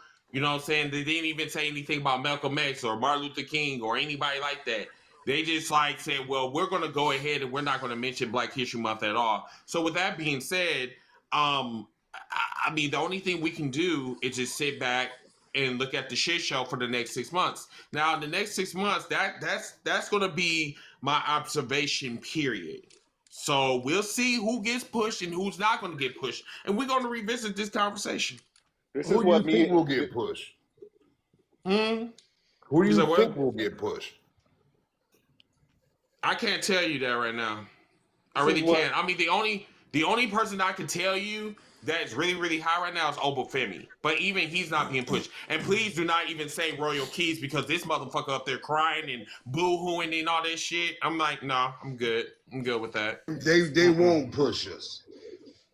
They won't push. They haven't been pushing us. They pushed us to being clowns and being tap dancers. That's the only thing they pushed us. Yeah. Even the wrestling school I went to, Booker T's wrestling school, they treated him like a clown at a point. Wait a minute, pause. Why are you following me, Papa? I'm just noticed that. I'm like, why the fuck you sound familiar? I'm a huge fan. Oh well, thank you. I appreciate it. Oh my God. I'll fuck with you. No, fuck with you. I've been following you for at least 5, 6 months. You can't use that word. You say delay. You can't say that other word because I don't want you to get kicked off of here. Thank you. I know I'm a little, you know, delayed. I know that's cool. You still love me though, so I'm not worried about you. Special for you. Yes, definitely. You too short. Never. You think I'll be when it's not. Short is 4'2", and that is Nasty Boy over there, not me. You got the wrong nigga over there. You know what I'm saying? I don't know who she's talking about. Of course you don't know what I'm talking about, but as soon as I say cheeseburger, your ass gonna wake the fuck up. So why your ass don't audition? You can't see. They'll put your ass on the show. Why don't you audition? Not nasty no more. Audition for who? You. Who? Me? Yeah, you. I don't work for Snow Roaches. I work for myself, sir. Oh, I'm like, no. I'm not being put in that. I'm not being put in that system for what? Listen, I left wrestling school and be in the oil field, and that's where I'm at, just slaving away. I'll teach them how to talk, but I will not do. No, I'm good. I said, listen, I do want to learn about taking a bump because I do want to. I'm still learning about the business. I mean, even though I got a broken back from last, never mind. Anyway, wow. Oh man, that was deep. Oh my God. Don't do it. Don't do that. You led us to that point. Never mind. No, I'm talking about listen, sir. I am 42 years old. So I'm like, yes, yeah. You know, but we're not here to talk about my shit. But anyway, I do want to take a bump though. Like, you know, if I can, you know, without breaking my back. You know what I'm saying? You know. Why don't you go to Mustafa Ali and take a bump up there? Sir, I am not a cruiserweight. Don't do that. Don't try to set me up to fail, nigga. You ain't gotta be a cruiserweight to take a bump. Nigga, he run faster than me. Take a bump. It hurt to take a bump when you Cruiserweight, bro. Cruiserweight. It really hurt. Shit, he faster than me. Yeah, he's King of the faster than me. cruiserweights. Shit, no, I'm good. But no, like, bro, are you watching the Elimination Chamber? No. Nope. I was talking to the host. Yeah, I'm not telling y'all right now. Excuse us. Thank you. So you watching the Elimination Chamber? Yeah, I'm gonna watch it. I'm gonna watch it just to see what's going on, so me and Dub can break it down, whatever, on what's gonna go on the show. But yeah, I really don't want to watch it, but I'm gonna watch it. You know what I'm saying? Like, I'm gonna try to keep up. So, Chris, it's just like you say, content purposes. yeah, that's basically what. Of course, that's why I want light skin. That's why I'm trying to get light skin to watch it for content purposes. Yeah. I'm not trying to watch. I'm not watching that shit for like kicks and giggles. I'm like, nah. Like, we will watch it for content purposes. I am willing to agree it is for the content. The Attitude Era is not coming back. If the Attitude Era is back, it's in another company. Well, you know, we have already discussed this already, so yes, we have. But yes, we already talked about it. I don't even know why people are saying that Chris Jericho's coming back. They saying Chris Jericho's gonna come back. Like, how? For where? WWE? Yeah, they say he's coming back to WWE. They say Jericho's in the box. Too much bad. Yeah, that's what they're saying. That's what they're saying, is that Jericho's in the box. I'll say Jericho's in the box. Too much bad. Goldberg probably is in the box. Nah, it's Gunther. Gunther's in the box. No, they're saying it's Danhausen. Huh? Yeah, Danhausen. They're saying they keep him in the box. They keep him in the box. So you got a puppet. So you got a puppet that does not voodoo, but people that does curses on people that's in the box, and how is that supposed to make me hard? What the? Did I say something wrong? Hey, yo! Did I say something wrong? Time out, man. Time out. I'm so sorry. That's not TikTok vernacular. Okay. So let me just say, stimulated. Let's say that. Sorry, my bad. Got your back. Sorry. Is this a cookout after dark? I mean, it's shit, nigga. It's after 10 o'clock. I can get raunchy and nasty if you want me to, but yeah, I said the wrong word. I mean, stimulated. Yeah. What you mean? Listen, nigga, you look. Nigga, are you okay? You need a tissue?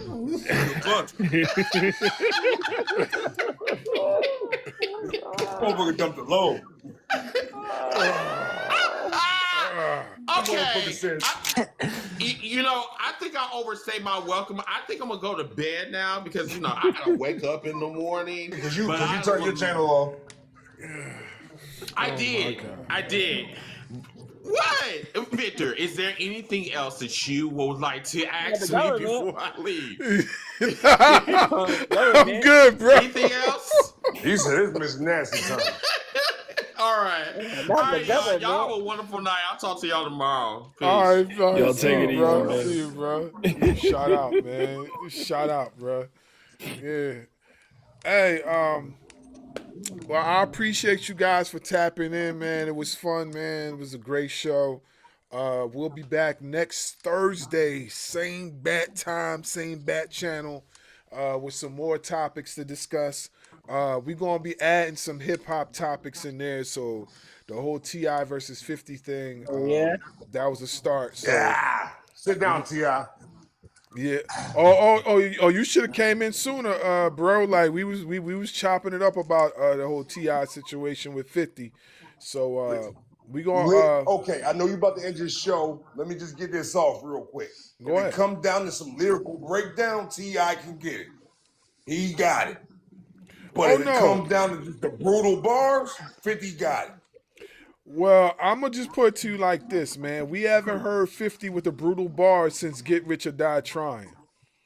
Well, we've heard it on Beg for Mercy and things beyond that. We ain't talking. That's a group album. That's a group album. That's a G Unit album. We talking about well, everything after that was a G Unit album. Terminator on Sight. Everything was a G Unit album after that. Yeah, like So I don't like. Well, 50 already stated that he doesn't have any interest rapping. So we'll see. Because he's just a meme star. Yeah, he a bully. Yeah, he petty as shit. He be talking shit. Yeah. So we'll see how long that lasts. We'll just say that. We'll see how long it lasts if he's going to reply eventually. But he won't. We'll see. Yeah, he probably won't. So, but yeah. But I appreciate you guys for tapping in. It was a great show. I had so much fun. We'll be back next week. What's up? Hey. Y'all be on the lookout tomorrow. We doing a special edition. That's right. Of the Ring Ropes and Turnbuckle podcast, State of Pro Wrestling Black History Month. So y'all be on the lookout for that on YouTube. It's gonna be on this channel. And Facebook. It's No, gonna be on YouTube. It's gonna be on YouTube and Facebook. Go ahead and drop a link for everybody to see that. Yeah, I usually drop the links in the morning, so I'll drop a link tomorrow for you guys to be able to tap in on YouTube. Eventually, once we get our our status is getting up, but we want to build our status to the point where it's a must that we must have a TikTok. Right now we don't see it as being a must for us to have a TikTok. We do have an Instagram though. We got an Instagram for Ring Ropes. Get them on here tomorrow. Hey, listen. If we can ever get students he ever had. Wow. Yeah. Hey, listen. If you would like to come on the show and talk your talk, we could definitely arrange that. You know what I'm saying? Hey, we got to get Chad on there still. Hey, Papa, shoot me a message and we'll schedule a time for you to come on too. Yeah, I mean, we could definitely talk. Ask Light Skin. Light Skin's been on our show. Hey, we just have conversations. We talk shit to each other. It's fun, man. Light Skin to tell you. Oh yeah. Listen, I ain't nothing but a disabled veteran that like conversation. Hey, we can arrange it. I'm a veteran too. I'm a veteran too. So yeah, come on. Hell yeah. Wait, hold on. I gotta ask. No disrespect. What branch? Army. L. 03, 21, United States Marine Corps, right? You just said no disrespect, and here you go. I'm talking shit. You know how we do. Come on, you know how we do. But y'all fellas have a very wonderful evening. Yeah, you too, bro. You too, bro. Hey, like I said, I'll see everybody next week, same time, 8:30 Eastern Standard Time. We'll talk more. Listen. Amen. On the other side of things, I also do music too. So if y'all would support some of my music, I would gratefully appreciate it. For those of y'all that follow my new music channel on Instagram, I lost my other music channel on Instagram. I don't know why Instagram suspended it and they deactivated. I don't know why. They didn't tell me. But I got a new music page. It's blowing up real fast. I got a few Blues, videos. rap, jazz, what? Huh? Blues, rap, jazz? No, rap. I rhyme. Oh, me too. Oh, yeah? We can get on that. Oh, yeah. Yeah, check out my music page on Instagram. It's S Got Barz. It's ESZ Got Barz. Check it out, man. Check it out. Let me know what you think. Hey, real quick, Light Skin, go ahead and promote your stuff real quick, bro. Yeah. Well, you guys can find me on the Heels for Life Wrestling podcast every Sunday, as well as following me at Light Skin Gaijin on all my socials. That's Twitter, Instagram, Threads, Blue Sky, and even here on TikTok as well. And I also have a YouTube channel as well. And I am actually getting ready to put together my latest episode of Welcome to the Gaijin Temple. I hope to have it done by Saturday or Sunday this weekend. Okay. Hey, I didn't know you was doing a YouTube channel. Hey, Oh, when you drop it, man, let me know so I can make sure to subscribe. Yeah, me too. Me too. Hey, absolutely. And then y'all follow your boy. Yes, we are Ring Ropes and Turnbuckle Podcast, me and Barz. But like he said, he got his music channel. I got my own channel. Y'all follow me, Darkwing Dove, on YouTube. That is Darkwing. The same name that y'all see right here, it's the same name that's on YouTube. I drop my own content, whether if it's pro wrestling, boxing. Boxing is my #1 sport. Football, basketball, I talk about it all. Y'all go follow me there too. Yeah, most definitely. And like y'all see, I got the Barz Wrestling Media on YouTube as well. I got Barz Wrestling Media on Instagram. Make sure you follow those channels. I just told you about S Got Barz. I got S Got Barz on YouTube, and I got S Got Barz on Instagram. Barz Wrestling Media is also available on Facebook as well. We, like I said, we like Voltron. When we form together, we Ultimates Prime. You know what I'm saying? We Ultimates Prime. So check us out on all our separate outlets and on our Ring Ropes and Turnbuckle outlets. Like I said, I got music out, that I'm dropping real soon. I'm getting back into my bag. I'm trying to work on this EP. But if y'all seen my video, check it out. The video is doing well. I ain't gonna tell you what I'm rapping about, but most people that were paying attention to the video gonna know what I was rapping about in that video. But just go check it out your earliest convenience and let me know what y'all thought by commenting below. And give it a share too. I'll gratefully appreciate it. But with that being said, we'll be back with another episode of Barz Wrestling Media. Shout out to y'all. Deuces.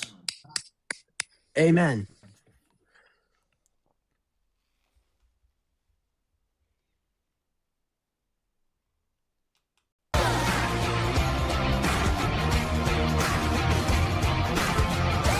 Champions, strategists, unstoppable. This is Barz Wrestling Media. Where wrestling meets greatness.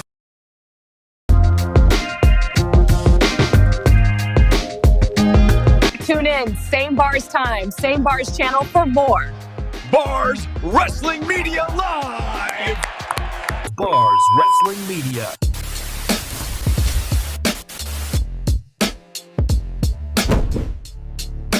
Please like, share, and subscribe to the channel.